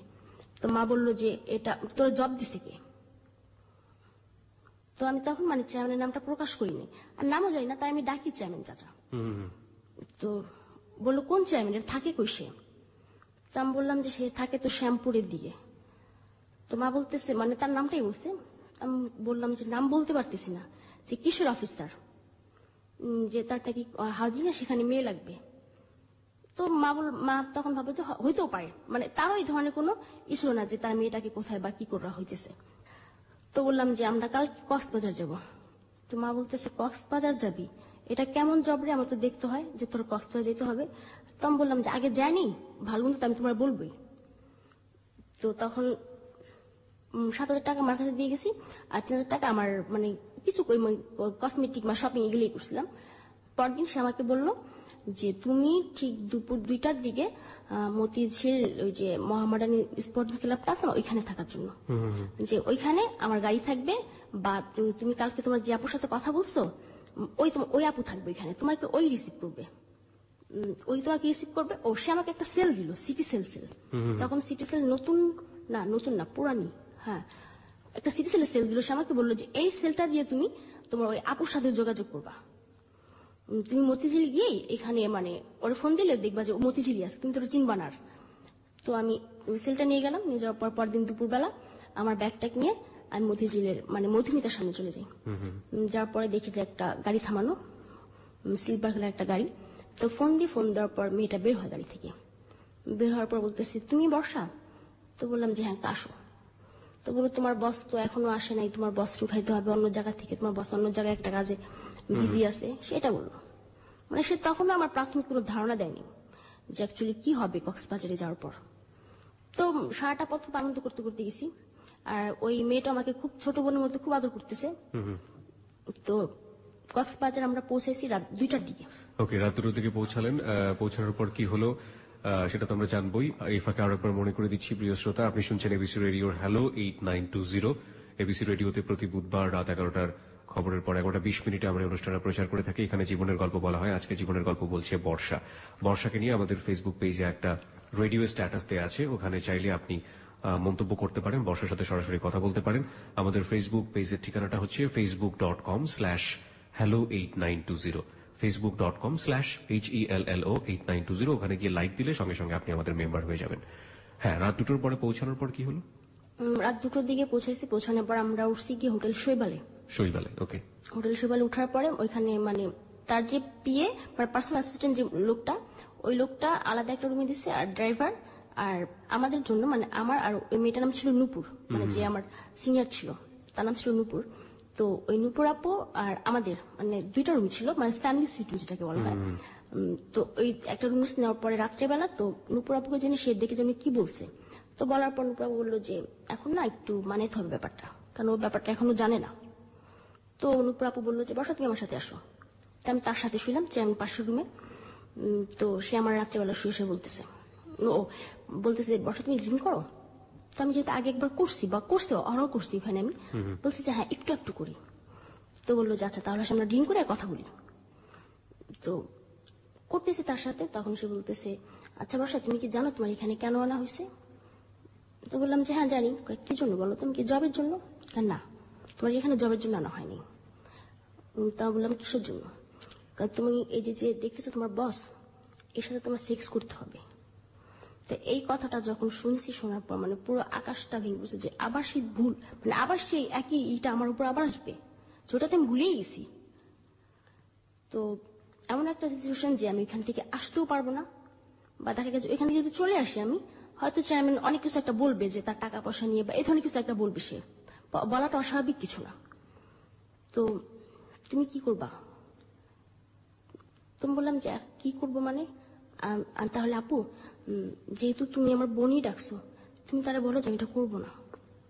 তো বলতেছে দেখো এটা তো হবে না, তারপরও একটু মানায় নিও কেমন, সেটা আমারে বললো যে একটু মানায় নিও।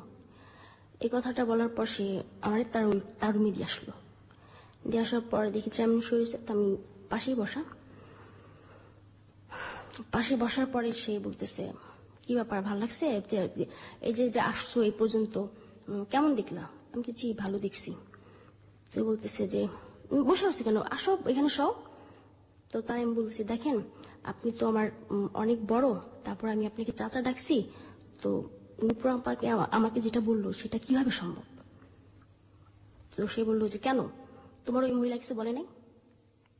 আমি বললাম যে হ্যাঁ বলছে সেটা জবের ব্যাপারে, কিন্তু জবটা যে এটা আমি সেটা বুঝিনি।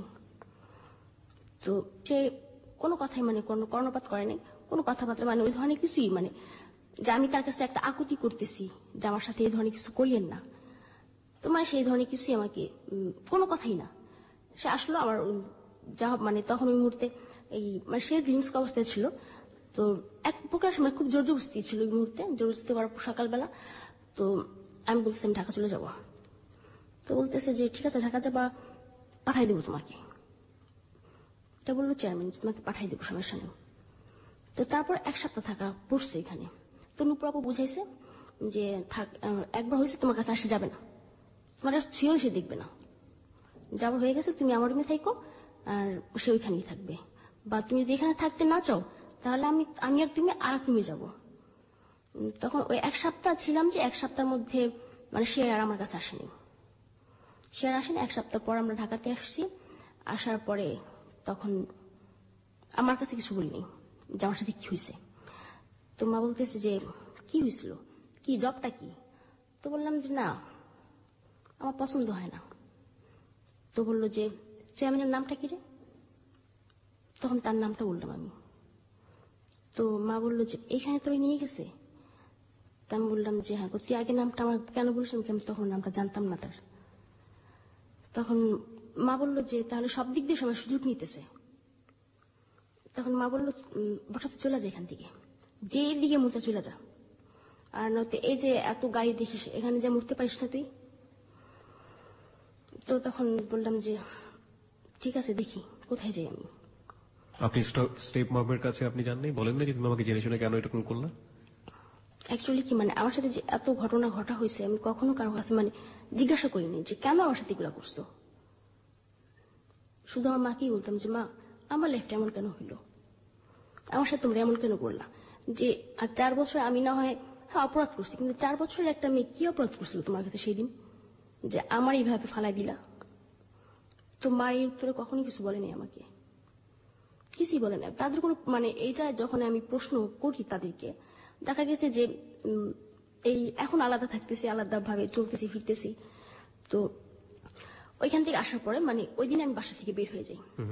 বের হয়ে যাই কোথায় যাব, এমন কাউকে চিনিও না, যেতে হবে কোথায় আত্মীয় স্বজনের বাসায়। তখন চিন্তা করলাম না আমার লাইফটা নষ্ট, আমার সংস্পর্শ আসলে আমার বোনেরও নষ্ট হয়ে যাবে। তো কোথাও গেলাম না, চলে গেলাম সেই নূপুরাপুর বাসায়। তার বাসা ছিল গোড়ানে। তো সেখানে চলে গেলাম, চলে যাওয়ার পরে উনি কি করতেন ওনার কাছে? আপনি যে নূপুরের কথা বলছেন, তো এই নূপুর কি করতো? ওর এই মানে এইটা ছিল বিজনেস, মানে এই মেয়ে দিয়ে ওর বিজনেস করতো, এক কথা দেহ ব্যবসা। মানে মেয়েদেরকে পটায় পটায় ও নিজেও করতো এবং নিজেও করতো আর অন্যান্য মেয়েদেরকে দিয়েও করাতো। ওকে, তো আপনি সেই নূপুরের কাছে গেলেন? কারণ আমি ভাবলাম যে এখন যেহেতু আমি একটা নষ্ট একটা লাইফে চলে আসছি, বা দেখা গেছে আমার সঙ্গে পড়ছে আমার যে বোনেরা থাকবে এরা হয়তো একদিন ব্যাপারটা বুঝবে, বা দেখা যাবে যে আমারই একবার ইচ্ছা থাকবে যে ওদেরকে আমি নিয়ে যাই, মানে এসব চিন্তা ভাবনা করে আমি চলে গেলাম সেই নূপুরাপুর কাছে। তো তখন আমার অনেক জায়গায় নিয়ে গেল, অনেক ভালো ভালো জায়গাতে নিয়ে ভালো ভালো জায়গা কি এটার মানে অনেক মানে খুব হাই সোসাইটি। আমরা একটু সিরিয়ালি শুনতে চাই, অল্প অল্প করে, যেহেতু আমাদের হাতে অনেক সময় আছে। আপনি যাওয়ার পরে কি হলো আমরা ধারাবাহিক ভাবে শুনতে চাই। যাওয়ার পর তাকে বললাম ব্যাপারটা যে এই আপু এখন আমি চলে আসছি বাসা থেকে। তো সে আমাকে খুব আদর যত্ন করতেছে। হ্যাঁ আশা বসতো আমার হ্যাঁ ভালো করছিস, আশা করছিস। আপনার কি পারিবারিক অবস্থা খারাপ ছিল, ইকোনমি খারাপ ছিল? না মোটেও না। আপনার বাবা কি করতেন? আমার বাবা এই দয়াগঞ্জে এই যে দয়াগঞ্জে রিক্সা দিয়েছিল, এবং তার ওই সময় তার প্রায় 50টার উপর রিক্সা ছিল। 50টার উপরে রিক্সা ছিল তার। শুধু মানে ওই যে আমার আন্টির ছেলে মেয়ে হয় না, এই কারণে আমাকে ওখানে পাঠানো। ওকে, আর কিছু তার মানে আর্থিকভাবে কোনো সমস্যা আপনাদের ছিল না? কোনো সমস্যা ছিল না। ওকে, যান। তারপর সে বললো যে হ্যাঁ থাকা দরকার নাই, ওর বাবা মার কাছে না থাকলে কি হবে এটা সেটা, কারণ সে যেহেতু একটু তো জানছে যে আমার স্টেপ মাদের আমাকে এখানে নিয়ে গেছে। ওকে, তো হ্যাঁ এরকম ওইখানে থাকার দরকার নেই, এখানে থাকিস, মনে করবে আমি তোমার মতো, আর আমি তো তোর কমাদর করি না। তো ওইখানে থাকলাম কয়েকটা দিন মানে ওইখানে প্রায় মাসখানিক ছিলাম ওইখানে আমি। থাকার পরে মা তো সে সন্তান নষ্ট হয়ে, তারপর সে সন্তান তার কাছে মামাকে এখান থেকে নিয়ে আসছে আবার বাসায়। আনার পরে মানে খুব কানাকাটি বললো যে তোর আমি অনেক মানতের পর পাইছি, যে আমি ভাবছিলাম যে আমার কখনো ছেলে মেয়ে হবে না, আল্লাহর কাছে অনেক মানত করার পর তুই এই মানত তোরে পাইছি, কিন্তু তুই এমন হয়ে গেলি কেন। মানে সেই দিনে তার প্রশ্ন করছিলাম যে 4 বছর বয়সে আমি কি করছিলাম, আমি যে এমন হয়ে গেছি যে 4 বছর বয়সে আমি কি করছিলাম, আমার কেন পাঠাচ্ছিল এখানে, আমার কি কখনো সাত জাগে নাই যে আমি আমার মার কাছে যে শুয়ে আমার মার বুক একটু মাথা রাখি, কেন করছিল এটা আমার সাথে। তো মা কোনো কথা বলে না। তো বললাম যে উত্তর নাই তোমাদের কাছে, আমি তোমাদের জন্য খারাপ হয়েছি, এবং এটা চিৎকার করে আমি বলবো যে আমি তোমাদের জন্য খারাপ হয়েছি, তোমরা আমাকে বুঝতে চাও না, যে আমি যখনই বলছি তোমরা ভাবছো যে আমি মিথ্যা কথা বলি, আমি মিথ্যাবাদী। তো তখন মার কোনো উত্তরই নেই তার। তারপর সে বললো যে দেখ মানুষ বাঁচতেছে না, ভালো হয়ে যা তুই। তখন বললাম যে না আমি ভালো হবো না, তোমাদের সামনে এখন এটা করবো, তোমাদের চোখের সামনে করবো, এবং তোমাদেরকে এসে বলবে যে বর্ষা মা তোমার বর্ষায় দেখলাম অন্য একটা ছেলের সাথে ঘুরতে, সেটা তো খারাপ। তখন দেখবা যে কতটা খারাপ লাগে তোমার কাছে, তোমার মেয়ের সম্পর্কে এসে বলতেছে একটা বাজে মন্তব্য যে তোমার মেয়ে খারাপ হয়ে গেছে।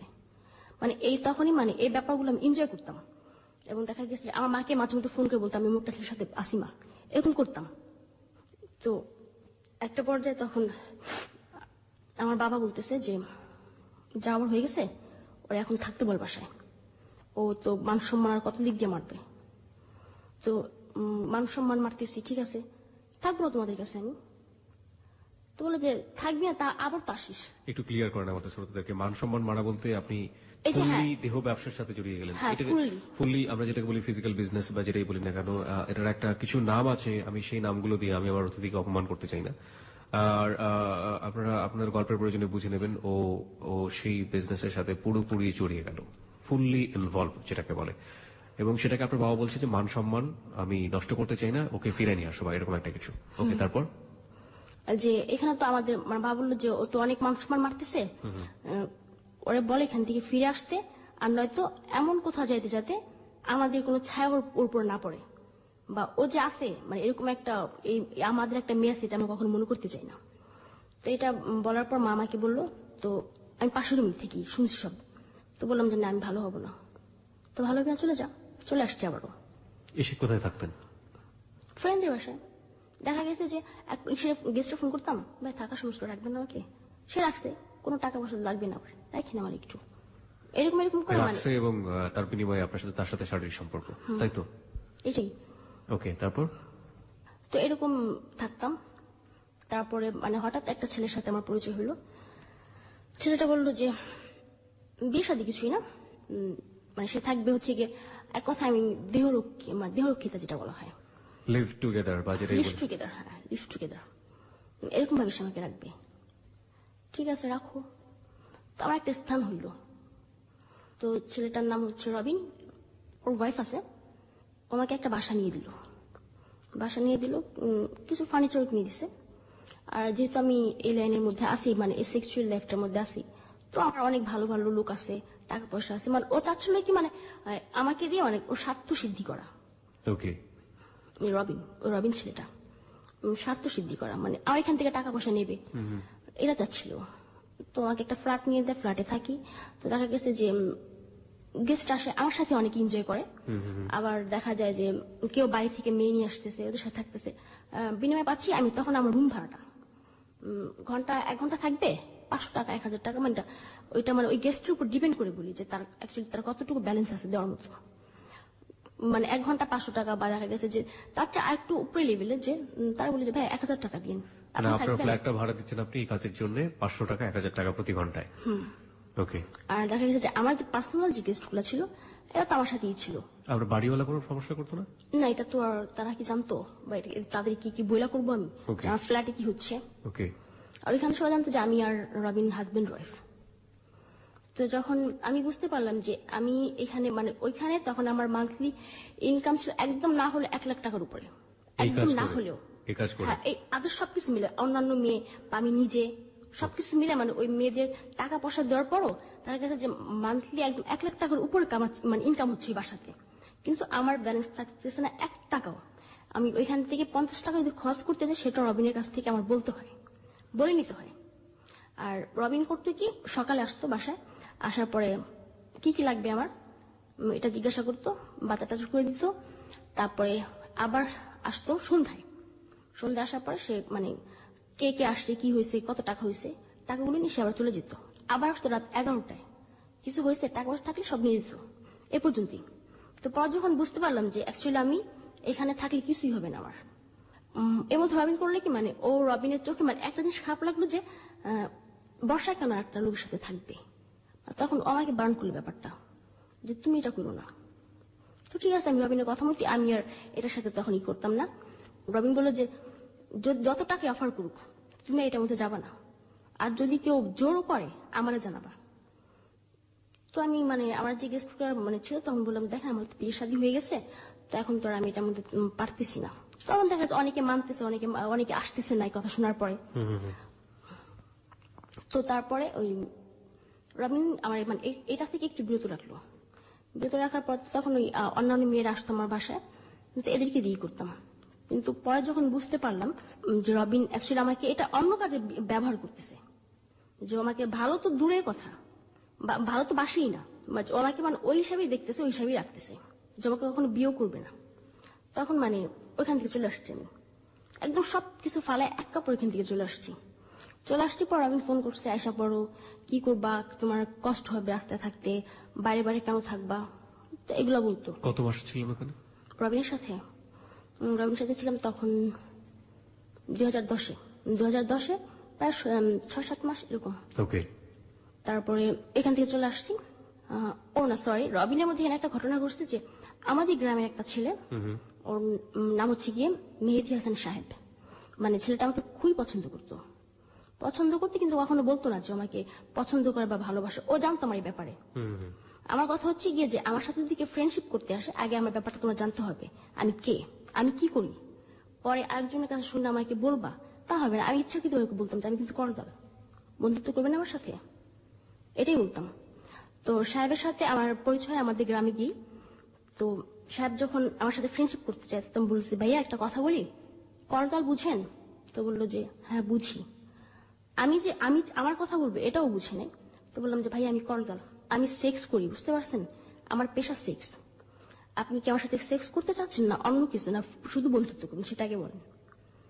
তো মানে সাহেব তখন একটু ওই হয়ে যায় যে এটা কি বলে মেয়েটা, যে ও সেক্স করে তো অনেক সবাই একদম গোপন, কিন্তু ওদি সরাসরি বলতেছে যে আপনি যে বন্ধুত্ব করতে চাচ্ছেন, আপনি বন্ধুত্ব সম্পর্কটা বুঝতেছেন যে বন্ধুত্ব কি, যে আপনি কি মানে সেক্স মানে বন্ধুত্ব মানে বন্ধু হয়ে পরে বলবেন সেক্স করবো, এই ধরনের কিছু। ভাই আমি কল আপনি সেক্সও করতে পারেন, যদি বন্ধুত্ব হন, ফ্রেন্ডশিপ সম্পর্ক করতে চান, তাহলে কোনো ফিজিক্যাল রিলেশন সেখানে হবে না, স্টেপ বন্ধু। এটা আমি সাহেবরে বলছি। তো বলার পর সাহেব একটু মানে কথাগুলো শোনার পর তখন মানে ও মানে যে এত ভালো একটা মেয়ে কেন এরকম, ও তখন আমার কাছে ব্যাপারগুলো জানতে চাইলো। তো ওর কাছে ব্যাপারগুলো বলছি আমি। তো বলার পর বিয়ে করবা, করবে না, ভালোবাসে, এ পর্যন্ত জানি যে আমার প্রচন্ড ভালোবাসে। তো রবিনের কাছ থেকে মানে এই রবিন যে আমাকে ব্যবহার করতেছে, এটা ওই আমাকে বললো যে বর্ষা তুমি এখান থেকে চলে আসো, তুমি গ্রামে থাকো, তোমার সম্পূর্ণ খরচ আমি দেবো, তোমার যেইখানে যা লাগে সবকিছু দিব। This track was downloaded from FusionBD.com. তখন ওর কথা মতো আমি বাড়িতেও আসছি। আসার পরে তখন রবিন বারবার ফোন করতেছে, আয়সা পড়ো।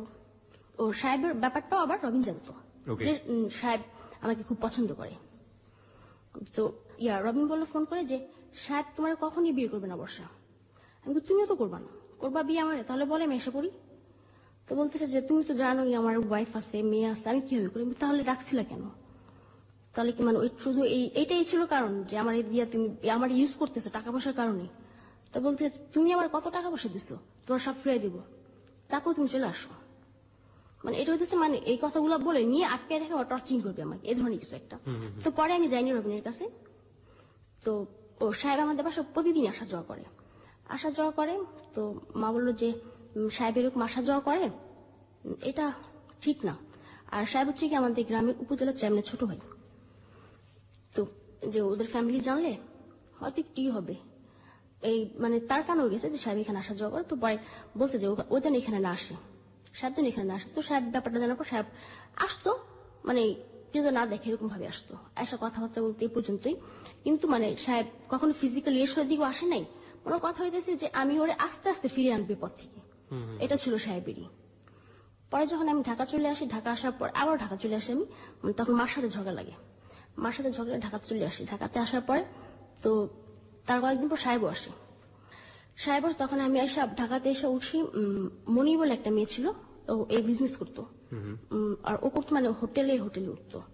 ও সবসময় বাইরে বাইরে থাকতো, আর ওর বাসা থাকতো ছোট একটা বোন। তো আমি বললাম যে মনি, তোর এখানে থাকতে হলে কি করতে হবে? তো বললো যে তুই আমার বাসা এটা কর বা না কর এটা আমার দেখার বিষয় না, কিন্তু পার ডে তুই আমার 100 টাকা করে দিবি বাসাতে। এটা বললো মনি আমাকে। তো আমি চিন্তা করছিলাম যা হয়তো আরো বেশি বলবে, 100 টাকা করে। তো আমি ওইখানে থাকলাম কয়েকটা দিন। থাকার পরে এখন সাহেব ঢাকা আসছে। সাহেব আসা বলতেছে তুমি কই? বললাম যে আমি তো বান্ধবী মনির বাসাতে আছি। তো বললো যে আমি কি এখানে আসতে পারি? তা আমি বললাম যে না, এই জায়গাটা ভালো না। কি হয় এখানে? এখানে সেক্স হয়, আপনি জানেন না এখানে কি হয়? আমি কি করে আপনি জানেন না? তো বলতেছে যে তাহলে অন্য কোথাও দেখা করি, কিছু কথা ছিল। তারপরে ও নিয়ে গেল ওর এক কেমন দুঃসম্পর্কে আন্টি না কি হয়, সেখানে নিয়ে গেল। নিয়ে যাওয়ার পরে অনেক কথাবার্তা বুঝালো আমাকে। দেখো সে তো তোমার মা, আর সে তো তোমার ভালোর জন্য তোমাকে বকা দিচ্ছে। আর কোনো মা কি চায় যে তার সন্তান খারাপ হয়ে যাক? তো অনেক বুঝাচ্ছে। তারপর আমি আসি, এখান থেকে আসি নাই। তো সাহেব পরে বিয়ে করলো। সাহেব মানে কখনো আমার বলেনি যে আমি তোমার বিয়ে করবো, বা এই যে আদার্স এই যে অনেক ছেলেরা আসে, মানে অনেক আসে, অনেক অহরহ ছেলে আসতেছে আমার কাছে, দেখতে অনেক সুন্দর, আমার খুব প্রশংসা আমার সামনে বৈশা।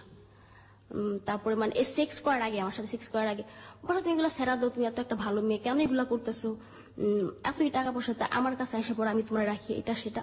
এই যে এখন যে বর্তমান, মানে এখন এই বর্তমানটা বলতেছি আমি এখন বিশাল একটা সমস্যার মধ্যে আছি। বলছি প্রথমে যে আমার মা মারা গেছে। তো এই না না, এটা আমাদের লিসনাররা জানে না, আপনি একটু প্রমাণ নিয়ে আসেন। তো আপনি যেটা বলছিলেন যে আপনার ছেলেরা এসে বলে এটা করে ওটা করে, যে ওই ছেলের মানে অনেক অহরহ ছেলে আসতেছে, এবং সবাই মানে বলে যে ভালো হয়ে যাও।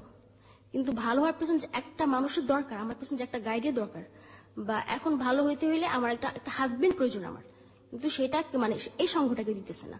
ভালো হয়ে যাও এই পর্যন্তই, বর্ষা ভালো হয়ে যাও, আমি দেখবো তোমারটা। কিন্তু পরে ফোন দিয়ে হ্যালো ভাইয়া কই, আমি বিজি বর্ষা, পরে ফোন দিও, এই পর্যন্তই। তো এই এখন যে বর্তমানটা, গত 9 ডিসেম্বর 2012 আমার মা মারা গেছে।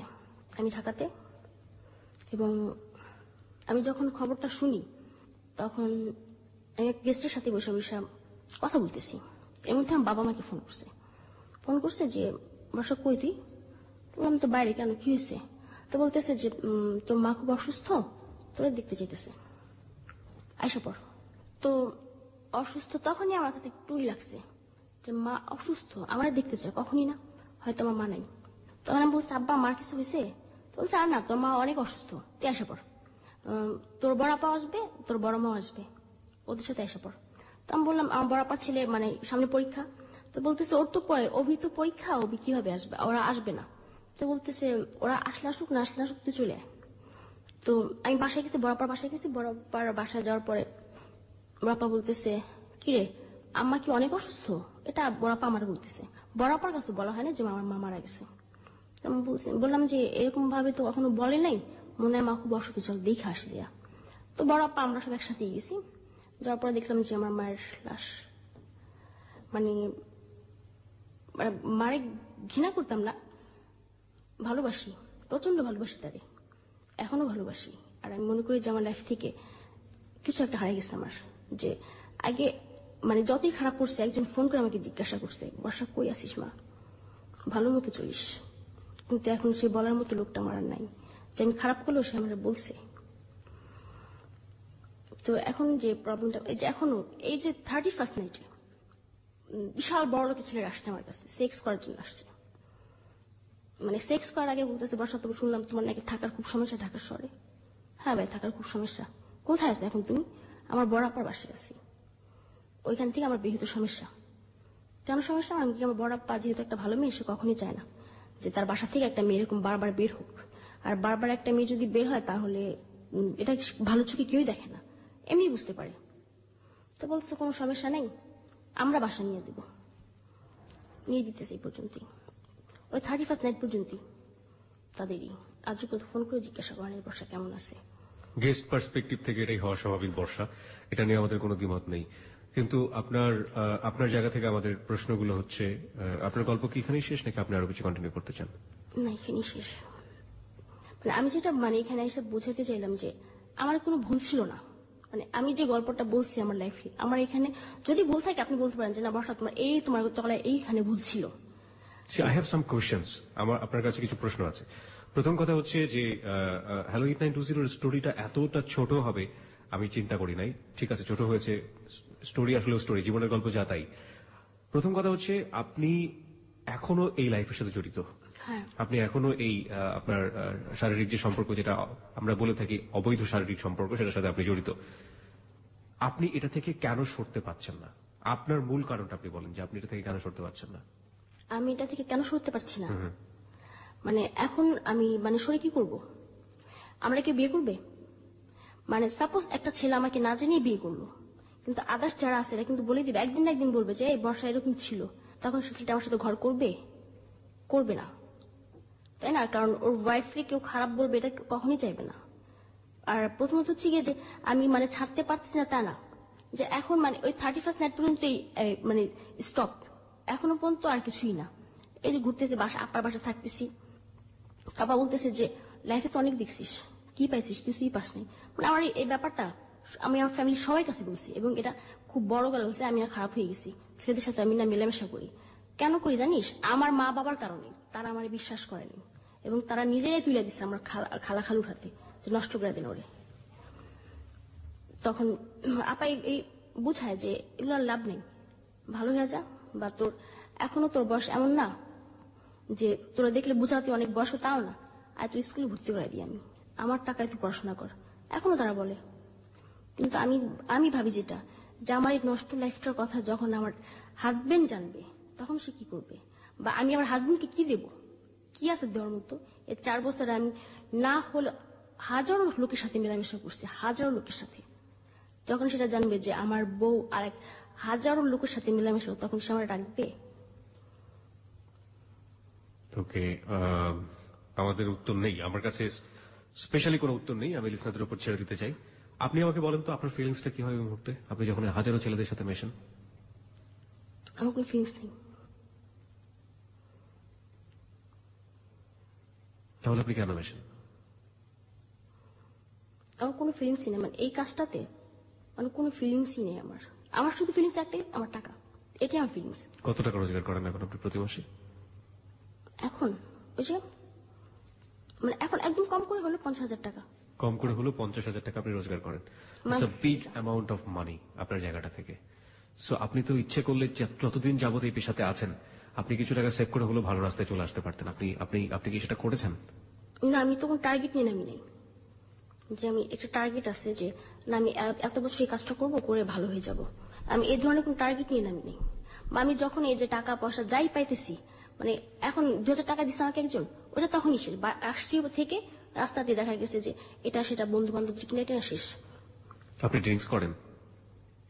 হ্যাঁ, আপনার কথা শুনে বোঝা যাচ্ছে আপনি ড্রিঙ্কস করেন। আর আপনি যে অ্যামাউন্টের মানি পান সেটা আসলে আপনার ব্যয় হয় কিভাবে? ড্রিঙ্কস করে, বাটি করে, এসব করে? ড্রিঙ্কস করি, আমি ড্রিঙ্কস করি, ইয়াবা সেবন করি, এই মানে ইয়াবাটা কন্টিনিউ। ইয়াবার পেছনে আপনার কত টাকা যায় প্রতি মাসে? প্রতিদিন না হলেও 3,000 টাকা যায়। ইয়াবার না পেছনে? হলেও ইয়াবার পেছনে 10টা ইয়াবার দাম 3,000 টাকা, যদি ভালো কোয়ালিটি আনতে যাই। এটা আপনাকে কি দেয়? এই ইয়াবারটা আপনাকে কি দেয়? যারা বিক্রি করছে তারা দেয়। না না না, আপনার বেসিক্যালি খাওয়ার পরে আপনি কি পান? কি পাই? কিছুই না। আপনি লাস্ট কখন খেয়েছেন ইয়াবা? এখানে আসার লাস্ট আগে কতক্ষণ আগে খেয়েছেন, বা সময়টা মনে করতে পারবেন? সন্ধ্যা 6টা। আমি তো আমাদের লিসনারদেরকে বোঝাতে পারছি না, ওকে সামনে থেকে দেখলে বুঝতে পারতেন যে ও কি পরিমাণ হাত পা ছড়াছড়ি করছে, এবং ওকে দেখে বোঝা যাচ্ছে আসলে ও কতটা এনার্জেটিক, যেটা ওর শরীরের সাথে বা ওর চেহারার সাথে কোনো মিল নেই, কিন্তু ওকে এতটা বেশি এনার্জেটিক আমি এখন পর্যন্ত বুঝতে পারি না যে কেন এটা হলো আমার শরীরে। আমি আসলে এখন বুঝতে পারছি তার পেছনের কারণটা কি। তাহলে আপনি ড্রাগ নিচ্ছেন, আপনি ইয়াবা ছাড়া অন্য কোনো কিছু কখনো সেবন করেছেন বা কোনো কিছু নিয়েছেন? না, শুধু ইয়াবা। প্রথম থেকেই আপনি ইয়াবা নিচ্ছেন? এটা কিভাবে, এই ইয়াবার সংস্পর্শে আপনি কিভাবে আসলেন? কে দিল আপনাকে? ইয়াবার সংস্পর্শে আসছে যে মানে জাপানি ছেলেটা, ও থাকে হচ্ছে গিয়ে মোহাম্মদপুরে। তো তখন মানে ইয়াবাটা তেমন না, মানে মিডিয়াতে প্রকাশ হয় তখনও। আচ্ছা, মানে তখন না সেটা তো অনেক আগে কথা, মানে মিডিয়া তো প্রকাশ পেয়েছে 2004-এ, তখন তুমি খুবই ভালো একটা মেয়ে। Okay. না তখন মানে আমি জানি না যে ইয়াবা বলতে কিছু একটা আছে। তো আমার বাসার গেস্ট আমার সাথেই থাকতো সবসময়, আর ওই আমার বলছে যে একটা ট্যাবলেট আছে ইয়াবা নাম, এটা খাইলে অনেকক্ষণ সেক্স করা যায়, এটা বলছে আমাকে। তো আমি বললাম যে ঠিক আছে নিয়ে এসো, দেখবো কেমন। তো দেখলাম যে মানে লাল লাল ট্যাবলেট, বাতের ট্যাবলেটের মতো। তো কিভাবে খাইতে হবে, তো ওই যে ফয়েল পেপার বের করলো, লাইটার মাইটার সব বের করলো, বের করে দেখালো যে এভাবে খেতে হয়। তো তখন আমি বললাম যে আমি তো কখনো সিগারেটও খাইনি, আমি এটা টান দিতে পারবো না। তো বললো যে ঠিক আছে এইভাবে যদি খাইতে না পারো সমস্যা নাই, তুমি কফির সাথে খাও, তো একই রকম ফিলিংস পাবা, ওকে। এটা বললো। তো ওই প্রথম আমি ইয়াবা খাই, ইয়াবা খাওয়ার পর মানে ওই দিন আমি ওর সাথে 3টা ইয়াবা খাইছিলাম, প্রথম একদম ফার্স্ট ইয়াবা খাওয়ার পর তখন আমার কাছে মনে হলো যে একদম সবচেয়ে পৃথিবীর মধ্যে বাজে নেশা হইতেছে এটা। ঘুম নাই, খাওয়া দাওয়া নাই, এটা কি নেশা? যে একটা মানে একটা জিনিস খাইছি মানে ড্রিঙ্কস করলে কিছুক্ষণ পর ঘুম এসে পড়বে, আর এটা খাইলে মানে 2-3 দিন কোনো ঘুম টুম কিছুই না, মানে খাওয়া দাওয়া কিছুই নাই, প্লাস দেখা যাচ্ছে ফেজের একটা অবস্থা অন্যরকম হয়ে যায়, যে তখন দেখলে বোঝা যায় যে একটা ও কিছু একটা খায়, এর মানে খুব বিশ্রী একটা অবস্থা হয়ে যায়। তো এটা মানে চিন্তা করতে অনেক দিন খাইনি। আমার ফার্স্ট আমি ইয়াবা খাই হচ্ছে গিয়ে 2010-এর শেষের দিকে মনে হয়, এরকমই হবে। আর তারপর থেকে আরেকটা ফ্রেন্ড ছিল, মানে ও মানে কন্টিনিউ ওর সাথে থাকতোই সবসময়, আর একটা পর্যায়ে মানে ওর সাথে আমার বেশ চলাফেরা ছিল শুধু ইয়াবাটার কারণে। আর এটা কোথায় পাওয়া যায় না পাওয়া তখন আমি জানতাম না, মানে এখন যেমন জানি যখন ওর ফোন দিলে আসতেছে, মানে তখন কিভাবে আসে এটা আপনার যদি বলতে কোনো সমস্যা না হয়? দেখা গেছে যে মানে ইয়াবা ব্যবসায়ী যারা আমাদের এলাকায় যারা আছে এদেরকে ফোন দিলে ওরা এসে দিয়ে যায়। সো আপনার তাদের সবার সাথে কানেকশন আছে? না কানেকশন বলতে মানে ফিজিক্যাল রিলেশন না, হ্যাঁ ইয়াবা খাই এই পর্যন্তই। ওকে, তারা নিজেও কি এটা সেবন করে? অনেকে খায় অনেকে খায় না, মানে যাদের কাছ থেকে আমি নিতেছি, মানে আমি জানি যে একটা ডিলার, আমি ওর থেকে নেবো, কি করে না সেটা তো আমার দেখার বিষয় না। আপনি যদি না খান ইয়াবাটা তাহলে কি ফিলিংসটা হয়? আপনি কখনো গ্যাপ নিয়েছেন, বড় কোনো গ্যাপ? সেই সময়টা আপনার কি হতো, অনুভূতি কি হতো? কোনো অনুভূতি নেই। বা এই যে মানে একটা আছে যে মানে যারা ফেন্সিল খায়, ওদের একটা ইয়ে আছে যে ওরা ফেন্সিল যদি না খায় হাত পা কাঁপবে, জ্বর চলে আসবে, ঠান্ডা লাগবে এরকম, কিন্তু ইয়াবা না খেলে কিছুই না, যে হাত পা কাঁপবে কোনো ক্ষতি করে না ইয়াবা এই না খাইলে কোনো শরীরের মধ্যে এমন কোনো? না না না, এটা আমার মধ্যে আমি দেখতেছি না। আপনার মধ্যে আপনি দেখেননি? আপনি ইয়াবাটা খাওয়া শুরু করলেন মূলত বেশি সেক্স করার জন্য, আপনি সেটা বলছিলেন? না বেশি সেক্স করার কারণে না, মানে পরে যখন ওই আমার ওই ফ্রেন্ড যখন বললো যেটা খাইলে অনেকক্ষণ, মানে দেখা গেছে যে আমি 10 মিনিট সেক্স করতে পারতেছি, মানে একটা ছেলের ব্যাপার বলতেছে যে ছেলেটা 10 মিনিট পারতেছে, মানে সেখানে আর একটু টাইম বেশি নেবে, মানে এইটা বলছে। কিন্তু আমি যে এই পর্যন্ত মানে আজও পর্যন্ত জিয়াবা খাইতেছি আমি কখনো দেখি না যে এটা সেক্সের প্রতি কোনো এফেক্ট হবে, কোনো প্রভাব কিছুই নাই, এটা ফালতু একটা কথা। তাহলে আপনি কেন নেন এখন 10টা করে নিচ্ছেন? আপনি টাকা আছে নিতেছি, টাকা যেদিন থাকে না চুপ বসে থাকি, মানে খাইতেই হবে এমন কোনই না। আজকে মানে আপনাদের স্টুডিওতে আসার আগে আমি খেয়েছি, এবং ফার্স্ট যখন আমাকে শাকিল ভাই ফোন করে তখন আমি খাওয়া শেষ করছি। ওকে ওকে কুল। আমি কি কোশ্চেন করবো, আমি একটু অ্যাব্রতবর হয়ে গেছি এ পর্যায়ে এসে। ওকে, প্রিয় শ্রোতা আপনারা শুনছেন হ্যালো 8920। হ্যাঁ, হ্যালো 8920 তে আজকে বর্ষা আছে আমাদের সাথে। বর্ষা তার জীবনের গল্প বলছে। বর্ষা, আমরা গল্প এখনো শেষ করিনি, আরো অনেক কিছু জানার আছে আপনার কাছ থেকে। আপনি আপনার লাইফটা নিয়ে কি স্বপ্ন দেখেন এখন? প্রত্যেকটা মানুষেরই স্বপ্ন থাকে। প্লিজ স্পিকারটা একটু কাছে নিয়ে বলবেন, মাইক্রোফোনটা কাছে নিয়ে। আমার লাইফটাকে নিয়ে আমি কি স্বপ্ন দেখি? স্বপ্ন দেখি, স্বপ্ন দেখতে বারণ নেই, আর এমনও না যে স্বপ্ন দেখতে কিছু লাগবে বা কেউ এসে আমার বাধা দেবে, এই তুই বাজে একটা মেয়ে দিকে স্বপ্ন দেখতেছিস। স্বপ্ন দেখি, প্রতিদিন আমি চোখ ভরে স্বপ্ন দেখি যে আমার খুব ভালো একটা বিয়ে হবে, এই তো আমার লাইফটা আমি গোছাবো, এরকম স্বপ্ন আমি দেখি। আপনি কি পারবেন কথা দিতে যে একটা ছেলে আপনাকে সবকিছু মাফ করে দিয়ে আপনাকে নিয়ে সুখী হতে চাইলো, ঘর সংসার করতে চাইলো, সেই ছেলের কোনো একটা আচরণে বা সেই ছেলের কোনো খারাপ আচরণে আপনি পূর্বের লাইফে ফিরে যাবেন না? কখনই না। আগে আমারটা দেখতে হবে যে আমি তো ছিলাম এক সময়, সে না একটা করছে মাফ করে দিই, সে তো আমার কতগুলো করে দিছে। ওকে, তাহলে আপনি এই লাইফটাকে কেন লিভ করছেন না? আপনি বলছেন যে আপনাকে আর কেউ একজন এসে আপনাকে হাত ধরে নিয়ে যাবে এখান থেকে, সেটা না হয়ে আপনি নিজে থেকে স্টপ করতে পারেন। নিজে থেকে স্টপ করে আপনি আপনার জায়গাটাতে লম্বা একটা সময় নিয়ে ভালো সময় পার করতে পারেন, তারপরে আপনি অপেক্ষা করেন কারোর জন্য। আপনি সেটা কেন করছেন না? না আমি যে লম্বা সময় পার করি তা কিন্তু না, এর মধ্যে 6 মাস একদম টোটালি গ্যাপ ছিল, এটা এই সেক্সুয়াল ব্যাপারটা মানে টোটালি গ্যাপ ছিল। হ্যাঁ ভালো হয়ে যাবো আমি, কিন্তু কই মানে ওই ধরনের কোনো সারা শব্দ, ওই একই ফোন দিতেছে আসো, এই পর্যন্তই। হ্যাঁ বাবা মার কথা শুনি নাই যে তা না, শুনছি, তাদের কথা শুনছি আমি। আপনার ফ্যামিলি থেকে ট্রাই করেনি আপনাকে বিয়ে দেওয়ার জন্য? আপনার বাবা ট্রাই করেনি? এখনো পর্যন্ত না। আপনার বোনরাও ট্রাই করেনি? কেউ না। আমার যে ছোট বোন, মানে আমার মার পেটে আমরা 2 বোন, তো আমার যে ছোট বোন ওর কিন্তু বিয়ে হয়েছে কত প্রায় 4-5 বছর হয়ে গেছে বিয়ে হয়ে গেছে। কিন্তু আমার ফ্যামিলি আজও পর্যন্ত মানে তাদের একটা দায়িত্ব আছে না, থাক ও খারাপ হয়েছে তাতে কি হয়েছে, ওরা গ্রামে নিয়ে বিয়ে দিয়ে দিই, এরকম তাদের ভিতরে কোনো ফিলিংস আমি দেখিনি।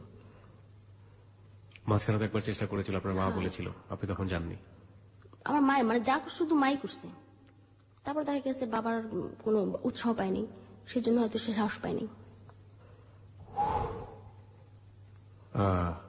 আপনাকে হাজার হাজার মানুষ আজকের স্টোরি শুনে গালি দিতে পারে, ইভেন দিচ্ছ অনেকে খারাপ বলবে, খুব বেশি কিছু মানুষ যারা সিম্প্যাথি দেখাবে। আপনারা অনেক ক্লায়েন্ট আজকে এই গল্পটা শুনেছে, তারা লজ্জায় মুখ ঢাকবে, তাতে সবার উদ্দেশ্যে আপনার কি বলার আছে? সবকিছু মিলিয়ে শ্রোতাদেরকে আপনার কি বলার আছে? সবকিছু আমার সেই ক্লায়েন্ট দেখে না, শুধু ক্লায়েন্টদেরকে না, ক্লায়েন্টদের সবকিছু আমি পার্টিকুলারলি আলাদা করে শুনবো। তার আগে আপনি আমাকে বলেন তো, আপনি হ্যালো 8920 তে কেন আসলেন? কেন আসলাম আমি যেদিন ফার্স্ট এইটার গল্পটা শুনি, মানে সেদিন মানে রবিন নামে একটা ছেলে আসছিল আপনাদের স্টুডিওতে, ছেলেটা 2টা বিয়ে করছিল, মানে ওইটাই মানে ই করতেছিল, সে শেয়ার করতেছিল। মানে একটা পর্যায়ে আপনি তাকে পাগল বলছিলেন, যে আপনি আসলে একটা পাগল, মানে সবকিছু মিলে আপনি একটা পাগল, এটা তারা বলছিলেন। তো মানে আমি ওই দিনই ফার্স্ট শুনছি, মানে এরকম একটা গল্প যে ওই দিনই আমি ফার্স্ট শুনলাম। শোনার পরে চিন্তা করলাম যে তাহলে এই অনুষ্ঠানটা অনেক আগে থেকেই হয়, তাহলে আমি তো একজন কলার, এইরকম না কেউ জানি আজ পর্যন্ত। আমি বলি আমার লাইফটা, আর এটা যদি মানে লাইভ শো হইতো, মানে সামনাসামনি টিভিতে দেখানো হবে, আমি তাও আসতাম। কেন আসতেন? বলতাম, আমার সবাই দেখতো যে মেয়েটা কত সাহসী, যেতে আমার মানে সবাই ঘৃণা করবে, করুক। আপনার এই যে সাহস, এই সাহস তো অনেকেরই ক্ষতি করতে পারে। তারা তো কিরকম ধরেন, আজকে এই যে আমরা আপনার অনুষ্ঠানটা প্রচার করছি, এখানে অনেক ছোট ছোট বাচ্চারা শুনবে, যারা এখন পর্যন্ত বয়প্রাপ্ত না, যারা রেডিও শুনে থাকে, কেউ হয়তো এসএসসি তে পড়ে, কেউ হয়তো অনেক জুনিয়র, তারা তো এটা শুনে অনেকেই ভরকে যাবে, ভয় পেয়ে যাবে। তাদের উদ্দেশ্যে আপনার কি বলার আছে? না, তারা এই ভুলটা কেন করবে? তারা তো শুনলো আমার লাইফ সম্পর্কে, তাই না?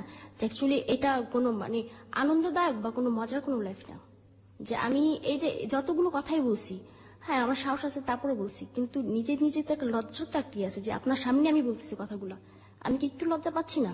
পাচ্ছি। আমি কিন্তু এখানে অনেকগুলো মানে জিনিস এড়াইছি আপনার কাছে, যেগুলো আমি লজ্জায় বলতে পারি নাই। আমার মনে হয় আপনি শেয়ার করেন, আমাদের তারা শুনুক। আমার কোনো লজ্জা নেই, বিকজ আমি এখানে যখন অনুষ্ঠান উপস্থাপনা করি তখন লজ্জা, শরম, ভয়, ভীতি সবকিছু ঝেড়ে চুটে দিয়ে আসি। আমি রিয়েল জিনিসটা উপস্থাপন করার চেষ্টা করি, আর সেটা আমাদের শ্রোতারা কিভাবে শুনে, সেটাকে কিভাবে নিচ্ছে তাদের উপরে আমরা ছেড়ে দিই। Radio is one sided media, এটা 10 জনে মিলে শুনতে হবে এমন কোনো কথা নেই। প্রত্যেকের কারণে হেডফোন দিয়ে নিজে নিজে শুনতে পারে, তার জায়গাটা থেকে সে ইভালুয়েট করে শুনবে যে আসলে যেটা বলছি। আপনি তো আমাদের সমাজের চিত্র, আমরা সমাজের চিত্রটাই এখানে উপস্থাপন করছি, আপনাকে অ্যাভয়েড করার কোনো সুযোগ আমাদের নেই। আপনি কি কি অ্যাভয়েড করেছেন সেগুলো আপনি আমাদের সাথে যদি চান শেয়ার করতে পারেন। না, অ্যাভয়েড করতে বলছি কি, মানে অ্যাভয়েড করছে এতটুকুই, মানে কয়েকটা মানে সিরিয়াস ব্যাপার, যে মানে যেগুলো শুনলে মানুষ বলবে যে পৃথিবীতে মানে এরা কি, বা মানে যে মেয়েটা একটু আগে তার বাবা মার সম্পর্কে এতটুকু ভালো বললো, মানে সেই ফ্যামিলি, মানে সে বাবা মা পাশের রুমে সেক্স করতেছে, এটা তার বাবা মা কিভাবে মেনে নিল? এরকম কি ঘটনা ঘটেছে যে আপনি আপনার বাবা মা জানতো, ঘরে পাশের রুমে ক্লায়েন্ট নিয়ে আপনি এরকম ডিল করেছেন কখনো? ক্লায়েন্ট আনতো হচ্ছে গিয়ে সে আমার স্টেপ মাদার, যে সে ক্লায়েন্ট আনতো। এই পার্টটা আমার একটু জানা দরকার। আমি এই পার্টের আগে স্টেপ মাদার এবং ফ্যামিলি পার্টটা অনেক অনেক বেশি ইম্পর্টেন্ট, বিকজ ও যেটা বলছে যে আমরা যেটা জানতাম পুরো স্টোরিতে, যে স্টেপ মাদার শুধুমাত্র চেয়ারম্যানের কাছে নিয়ে গেছে, কিন্তু মাঝখানে স্টেপ মাদারের অনেক বড় একটা পার্ট সে এখানে হাইড করে গেছে। আমরা একটু জানতে চাই ফ্যামিলির কাছে, আমরা আরেকবার একটু ফিরে যেতে চাই। সংবাদের পরপরই আমরা ফিরে আসবো। ফিরে আসার পর আমরা আজকের এই গল্প খুব ছোট করে শেষ করে দিব। সেখানে যদি আপনাদের কিছু বলার থাকে আপনারা বলতে পারেন। আর এই মুহূর্তে যারা ফেসবুকে রয়েছেন, যারা বর্ষাকে নিয়ে বিরূপ কোনো মন্তব্য করছেন, তাদের সবাইকে আমরা রিকোয়েস্ট করব, please do not do that, respect this girl. ওকে?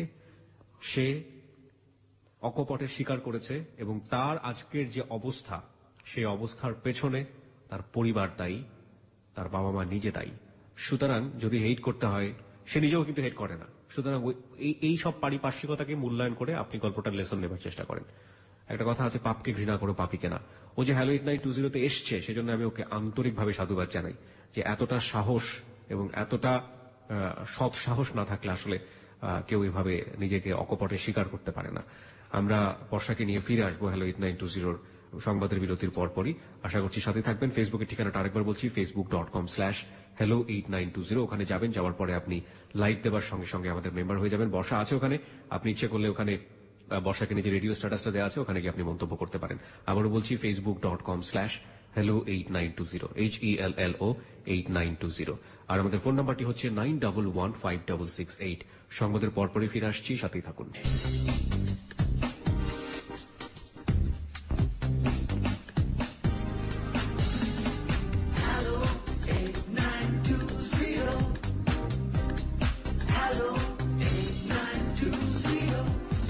সংবাদের বিরতির পর আমরা আবারও ফিরে এসেছি হ্যালো 8920-তে। আপনি শুনছেন এবিসি রেডিও।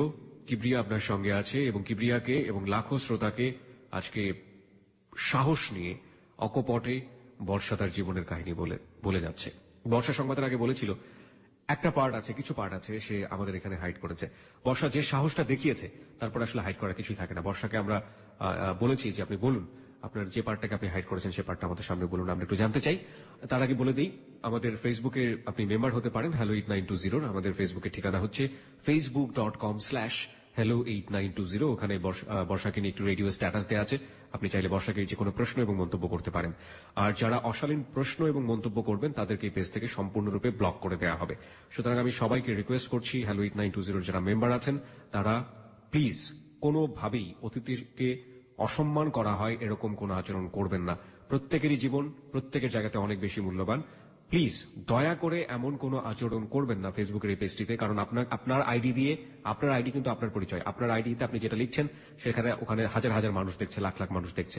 সুতরাং এমন কোনো আচরণ করবেন না, এমন কিছু লিখবেন না যাতে আমরা বাধ্য হয়ে আপনাকে ব্লক করে দেওয়ার জন্য। প্লিজ, আমরা সবাইকে নিয়ে থাকতে চাই, ওখানে দয়া করে এমন কোনো কমেন্টস, এমন কোনো বাজে কোনো মন্তব্য করবেন না। গঠনমূলক আলোচনা করুন, গঠনমূলক সমালোচনা করুন। আপনি ঘটনার পেছনের ঘটনাকে নিয়ে ভাবার চেষ্টা করুন প্লিজ। বর্ষা মূলত লাখো মানুষের উপকার করে দিয়ে যাচ্ছে আজকে। বর্ষা তার নিজের জীবনের ঘটনা বলে প্রমাণ করে দিয়ে যাচ্ছে যে সে আসলে ভালো চায়। বর্ষার মতো আর কেউ না হোক, বর্ষা সেটা নিশ্চয়ই চায়, যে জন্যই মূলত বর্ষা এখানে এসছে।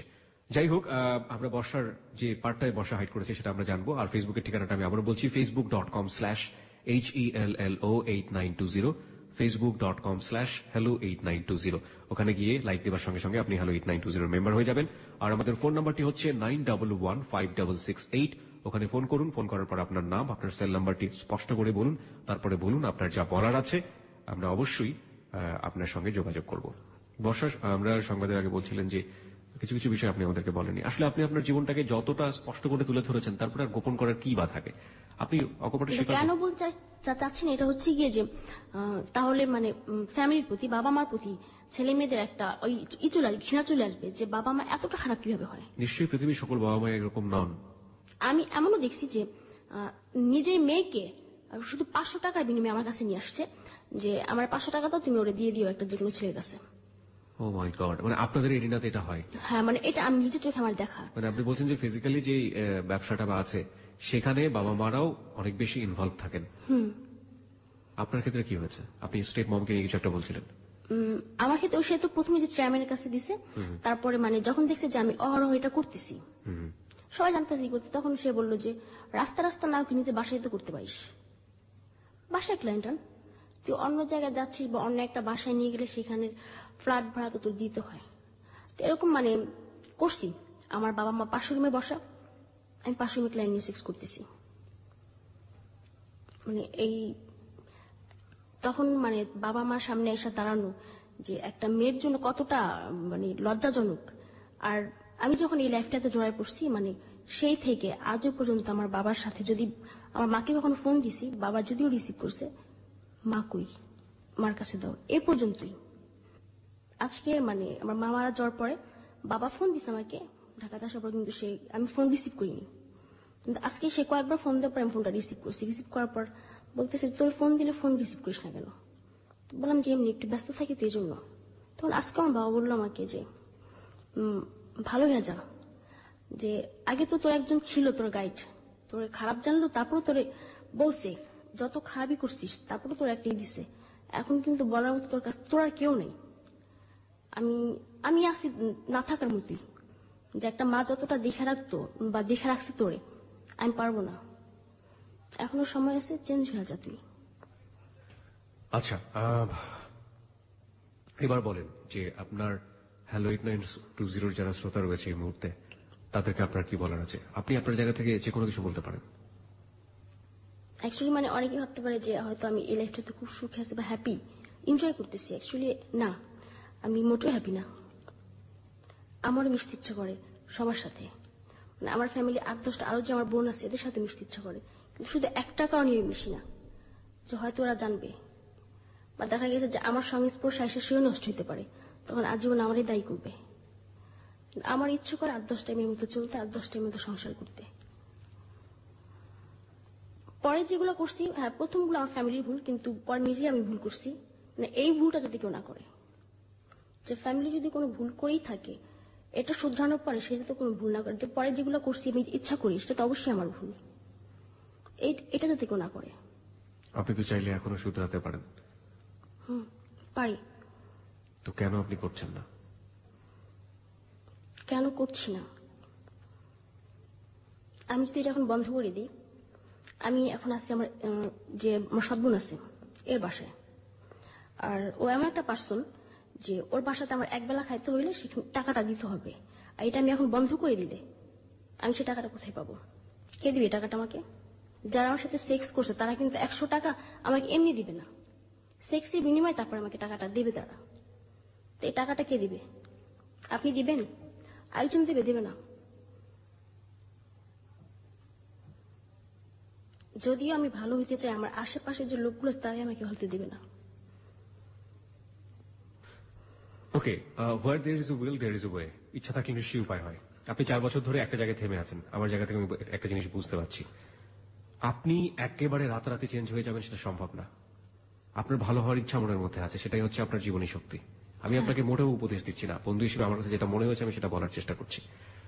আপনি একবারে ভালো না হন, আপনি যে টাকাটা এখন রোজগার করছেন, আমি বলছি না যে আপনি রাতারাতি চেঞ্জ হয়ে যাবেন। যদি একজন মানুষ এসে আপনাকে, একজন সত্যি সত্যি একজন ভালো মানুষ এসে যদি আজকে হ্যালো 8920 কোনো শ্রোতা যদি এসে আপনাকে কোনো হেল্প করতে চায় এবং সে যদি তার মোটো নিয়ে যদি ভালো জায়গাটা থেকে হেল্প করতে চায়, সেটা অন্য একটা ব্যাপার। বা আপনার প্রতিবেশী যদি একটা ভালো জায়গা থেকে আজকে রাতারাতি আপনার একটা পরিবর্তন দেখাতে চায়, সেটা অন্য একটা ব্যাপার। কিন্তু আমি যদি আপনার জায়গাটাই ধরি, আপনি যে টাকা আজকে এখন রোজগার করছেন 50,000 is a big amount of money. এখান থেকে কিছু কিছু জমিয়ে কিছু কিছু কাজ করে বা কিছু কিছু যেটাই হোক, যেটা আপনি অন্তত আপনার এই যে নোংরা জীবন সেটাকে স্টপ করে দিয়ে আপনি হাতের কাজ করে হোক, একটা চাকরি করে হোক, এবং সেটার জন্য যেই এখন থেকে যে প্রস্তুতিটা নেওয়া, লেখাপড়া করা বা এটা কিছু করা, এই টাকার থেকে কিছু টাকা বাঁচিয়ে সেটা তো আপনি করতে পারতেন লম্বা সময় ধরে করতে পারতেন। এটা ঠিক আছে, মানে আমি এখন মানে যেটা ভাবছি রিসেন্টলি, মানে কয়েকদিন আগে এটা ভাবছি আমি, যে আমি যে মানে যে টাকাটা আমি পাচ্ছি, মানে সে টাকা আমি ভালো কিছু একটা করতে পারি, বা এটা দিয়ে একটা জমায় আমি অন্য কিছু তো করতে পারি, একটা ব্যবসা করতে পারি বা কিছু একটা করতে পারি। তো মানে সেই দিন এটা আমি চিন্তা করছি যে এখন যেটা হবে আমার সামনে, মানে যে টাকাগুলো আসবে আমার হাতে, সেটা দিয়ে আমি মানে একটা মানে ফেব্রিক্স বা হাতের কোনো কাজ শিখবো, সেটা দিয়ে আমি পরে মানে একা একা চলতে পারবো। মানে এই লাইনটাতে মানে টোটালি মানে চলে আসা। আর এই যারা আমাকে চেনে, মানে যে এলাকাটা আমাকে বেশি চেনে, মানে এই সাইডটা থেকে দূরে কোথাও চলে যাওয়া, যেখানে বর্ষাকে সবার নতুন ভাবে জানবে। আরেকটা জিনিস যেটা ইদানিং দেখা যায় ইন্টারনেটের, যে এই ধরনের ঘটনা ঘটতে গিয়ে এমন কিছু ভিডিও, এমন কিছু জিনিস ইন্টারনেটে চলে আসে যেটা সারাটা জীবনের জন্য মেয়েটাকে পঙ্গু করে দেয়, কিংবা ওই ভিডিওর মধ্যে যারা থাকে তারা পঙ্গু হয়ে যায়। এরকম কোনো দুর্ঘটনা তো আপনার জীবনে ইজিলি ঘটতে পারে। আপনি কি বি অ্যাওয়ার অ্যাবাউট দ্যাট? আপনি ওটার ব্যাপারে সচেতন, বা এরকম কখনো কোনো কিছু ঘটেছে আপনার জীবনে? এরকম ভিডিও হ্যাঁ আছে। এটা যে বাজারে ফ্লাশ হয়েছে বা হবে, বাজারে ফ্লাশ হবে কিনা তা আমি জানি না। আর যে আমাকে মানে এই ব্যাপারটাতে ভয় দেখায়, যে ও আমার ভিডিও আছে, আমি দেখছি, আমার দেখাইছে ও, সে যে তোর ভিডিও আছে, মানে আমার সাথে কিছু করবে, এটা ছেড়ে দেবো। তার একটা কথাই বলছে, ছেড়ে দাও ভাইয়া, কোনো সমস্যা নেই, আমাকে সবাই চিনবে। তখন আমার একটু নাম্বার বেজে না, বর্ষা একটু ডাকি, আমি কিন্তু সাথে আমার নাম্বারটাও দিয়ে দিও, যেগুলো দিয়ে আমার ভয় দেখায় লাভ নেই। ছেড়ে দাও, বের হইতেছে না হাজার হাজার মেয়ের, কয়জন কারে চিনি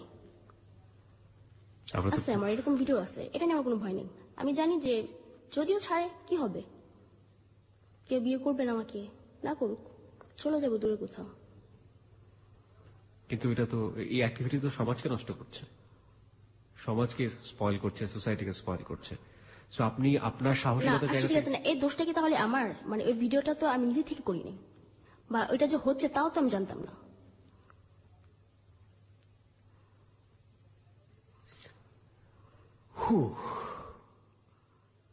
আমার কাছে কিন্তু যে ভিডিওটা করছে এ কি হবে? আচ্ছা, আপনার একটু লেভেলটা বুঝতে চাই। আপনি এই যে এই জগৎটাতে আপনি আছেন অনেকদিন ধরে, কোন ধরনের, আপনি হাই সোসাইটির কথা বারবার বলছিলেন, কোন ধরনের মানুষ পর্যন্ত আপনি রিচ করতে পেরেছেন, যদি হাই সোসাইটির একেবারে আপার লেভেল পর্যন্ত বলেন? মন্ত্রী বলতে গেছি, নাম বলতে চাচ্ছি না, ওই পর্যন্ত গেছি। মন্ত্রী পর্যন্ত গেছেন আপনি? মানে মন্ত্রীরাও? ওকে ওকে। আপনি আমার থেকে যেভাবে দেখাচ্ছেন মনে হচ্ছে আপনি এমন হচ্ছে কিবরিয়া তুমি কিছুই জানো না। ইনফ্যাক্ট আমি কিছু জানি না এসব ব্যাপারে। এটা অবশ্যই যে কিছুই জানেন না, কারণ আপনি বর্ষা না, বর্ষা আমি। ওকে।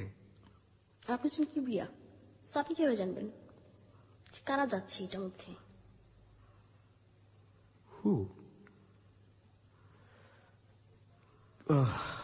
আর কি বলার আছে বর্ষা? কিছু বলার আছে? আর কি বলবো, এই তো মানে আমি যে লাইফটাতে আছি এটাতে যাতে কেউ ইচ্ছা করেও না যায় বা কোনো কারণে যদি সে চলে যায়, ভালো না, এটা জঘন্য পথ। আপনার জন্য হ্যালো 8920 লিসনাররা কিছু করতে পারে? কেউ আসবে না। আজকে আপনার কাছে আমি বলে গেলাম যে এই ব্যাপারে কেউ আসবে না, সবাই বলবে। আর কারণ আমি আছে না, এতটুকু বয়সে না আমি এত এত লোকের সাথে মেলামেশা করছি, একটা লোকের সাথে কথা বলার পরেই না আমি বুঝতে পেরেছি কেমন। এখন যদি আমার কেউ বলে না যে এই লাইফটা ছাড়া দাও, তোমার আমি এটা করবো এটা করবো, মানে একটা সময় না আমি খুব বিশ্বাস করতাম কথাগুলা, যে হয়তো সে করবে, আশায় থাকতাম দেখি কিছু করে কিনা আমার জন্য। কিন্তু এখন যদি কেউ বলে না, মানে এত হাসি পায় তখন। আর তখন বলি যে এই কথাগুলো আছে না, শুনতে শুনতে আমার মুখস্থ হয়ে গেছে, প্লিজ এগুলো আমার বলবেন না। যদি পারেন যেদিন করবেন করে দেখায় বলবেন যে আজকে করছি তোমার জন্য এটা আমি। কিন্তু এই যে মানে যে পর্যন্ত আমার সাথে বেডে শোয়াছেন এই পর্যন্তই বলতেছেন, শেষ কাজ আর মনে নেই বসার কথা। আবার মনে পড়ছে তখন আবার ডাকছেন। আমাদের হ্যালো 8920 গল্পটা এখানেই শেষ। আজকে আমাদের সঙ্গে ছিল বর্ষা। বর্ষা সম্পর্কে মন্তব্য করার ধৃষ্টতা, সাহস কোনটাই আমার নেই। আজকের শোটা শুরু থেকে শেষ পর্যন্ত আমার কাছে আমি অনুভূতিলেস, আমি একেবারে অনুভূতি নেই। আমি পাথর হয়ে যাওয়ার মতো। আমি ঠিক জানি না যে আমাদের শ্রোতারা কিভাবে নিয়েছেন। This track was downloaded from FusionBD.com. আমরা বলিউডে অনেক ছবি দেখেছি। কলগাল শব্দটা আজকে ওর মুখ থেকে এসছে। কলগালদের নিয়ে ছবি হয়েছে, নাটক হয়েছে, বহুত কিছু হয়েছে। কিন্তু একজন জীবন্ত মানুষ যে তার জীবনের কোনো নাটক না, কোনো সিনেমা না, কোনো মুভি না, কোনো কিছু থেকে নিয়ে না, একদম সরাসরি নিজের জীবনের অনুভূতিগুলো আজকে আমাদেরকে শেয়ার করে গেছে, একেবারে ডেডলি ডেয়ার যেটাকে বলে, অকপটে লাখো মানুষের সামনে। আমার মাঝে মাঝে মনে হয়েছে আমার গালে থাপ্পড় লাগছে কোন একটা জায়গা থেকে। কারণ এই সমাজেরই মানুষ, এই সমাজে আমার কোনো কর্মকাণ্ড যেটা বা আপনার কোনো কর্মকাণ্ড যেটা বর্ষাকে একটা স্বাভাবিক জীবন দিতে পারত, সেই কর্মকাণ্ড আমি আদৌ করেছি কিনা। যাই হোক, বর্ষা যে কথাটা লাস্টে বলেছে যে কেউ দিবে না আপনাকে, লাখো মানুষ শুনেছে না, কেউ দিবে না, আমি আসলে সেভাবে বলতে চাই না। আমি অনেক আশাবাদী একজন মানুষ। নিশ্চয়ই ভালো না কেউ না কেউ অবশ্যই লুকিয়ে আছেন। লাখো মানুষের মধ্যে নিশ্চয়ই একজন মানুষ লুকিয়ে আছেন যে অন্তত বর্ষার হাত ধরে বলবে যা হয়েছে চলো নতুন করে শুরু করি, এবং নতুন জীবনে কোনো পাপ থাকবে না, নতুন জীবনে কোনো ভয় থাকবে না, নতুন জীবনে কোনো অন্যায় থাকবে না, নতুন জীবনে কোনো দুঃস্বপ্ন থাকবে না। আমরা সেই স্বপ্নের কথা সবসময় হ্যালো 8920-তে বলতে চাই, এবং বলতে চাই বলেই আপনাদের জন্য এই প্ল্যাটফর্ম। আপনি আসুন, অকপটে আপনার জীবনের গল্প বলুন। আপনার জীবনের গল্পের মধ্যে আমাদের কোনো অ্যাডভাইস থাকবে না, কারণ বর্ষা জানে তার জীবনে ভালো কি মন্দ কি, এবং বর্ষার গল্প আজকে যারা শুনেছেন তারাও জানেন যে তাদের জীবনে বর্ষাকে আপনারা কিভাবে মূল্যায়ন করবেন, কোন কাজে লাগাবেন, কোন কাজে লাগাবেন না। সুতরাং নতুন করে এখানে পরামর্শ দেওয়ার মতো কিছু নেই। শুধু শেষ বেলাতে একটা কথা বলার আছে, যারা এখানে জীবনের গল্প বলতে আসে আপনাদের হাতে পায়ে ধরে অনুরোধ, please please please do respect them. তারা এখানে কেউ সেলিব্রিটি হতে আসে না, তারা আপনার কাছ থেকে লাখ টাকার মালিক হতে আসে না, কিচ্ছু পেতে আসে না, শুধু মনের কথাগুলো মন খুলে বলতে আসে। Please do not respect them. আমরা বর্ষারকে নিয়ে যে সব কমেন্টস এসছে ফেসবুকে, স্ট্যাটাসে যে রেডিও স্ট্যাটাস দেওয়া ছিল, ওগুলো নিয়ে আমরা একটু পরেই ফিরছি। এখানে ভালো থাকবেন, আমরা সেটাই আশা করি। অনেক অনেক কমেন্টস এসছে। হৃদয় খান লিখেছে, কিবরিয়া ভাই, মানুষ কত নোংরা হতে পারে তা বর্ষাপুর আঙ্কেলের কথা না শুনলে বোঝা যায় না। একদমই ঠিক বলেছেন, আমিও খানিকটা ভরকে গিয়েছিলাম। কাজী মিতু লিখেছে, কিবরিয়া ভাই, মানুষ এত নরপিচাস। শামীম সুলতান লিখেছে, বর্ষার আন্টি কি, এই ধরনের অনেক কমেন্টস। বোনের মেয়ে মানে তো নিজের মেয়ে, যারা এই অনুষ্ঠান শুনছেন তারা কেউ বর্ষার মতো ঘটাবেন না।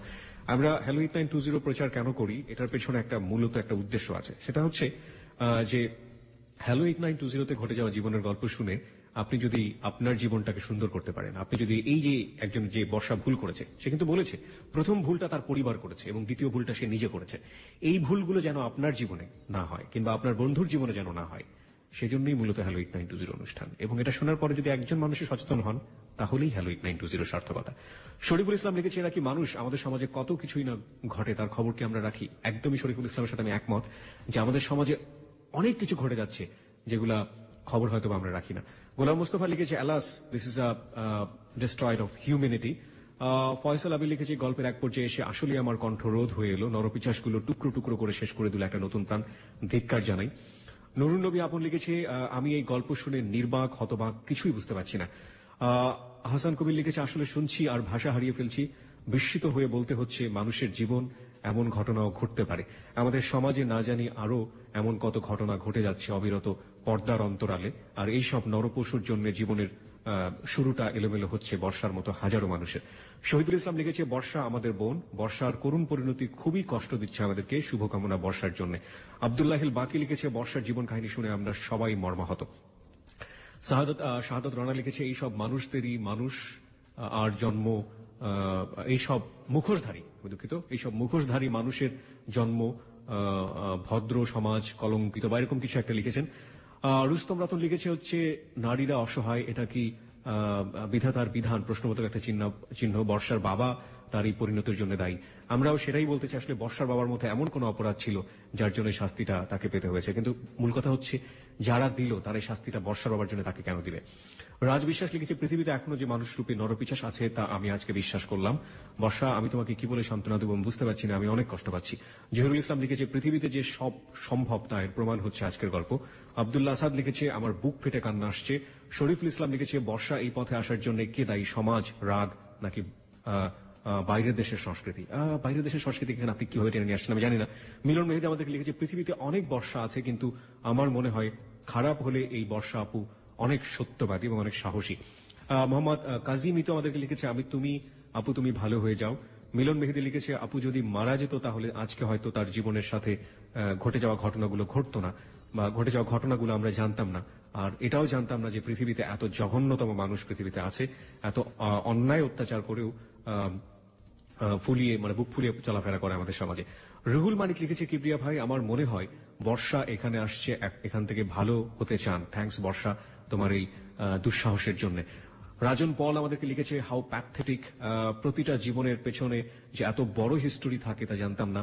ধিক্কার তোমায়, একটা ভুল যেটা আপনি করেননি সেটার কারণে কেন নিজের প্রতি এত বড় অত্যাচার করলেন? এই প্রশ্নটা আমিও করেছিলাম তাকে। এখনো সময় আছে আপু, প্লিজ কাম ব্যাক, প্লিজ নিজের জন্য না হলে এই দেশের মেয়েদের জন্য ফিরে আসেন।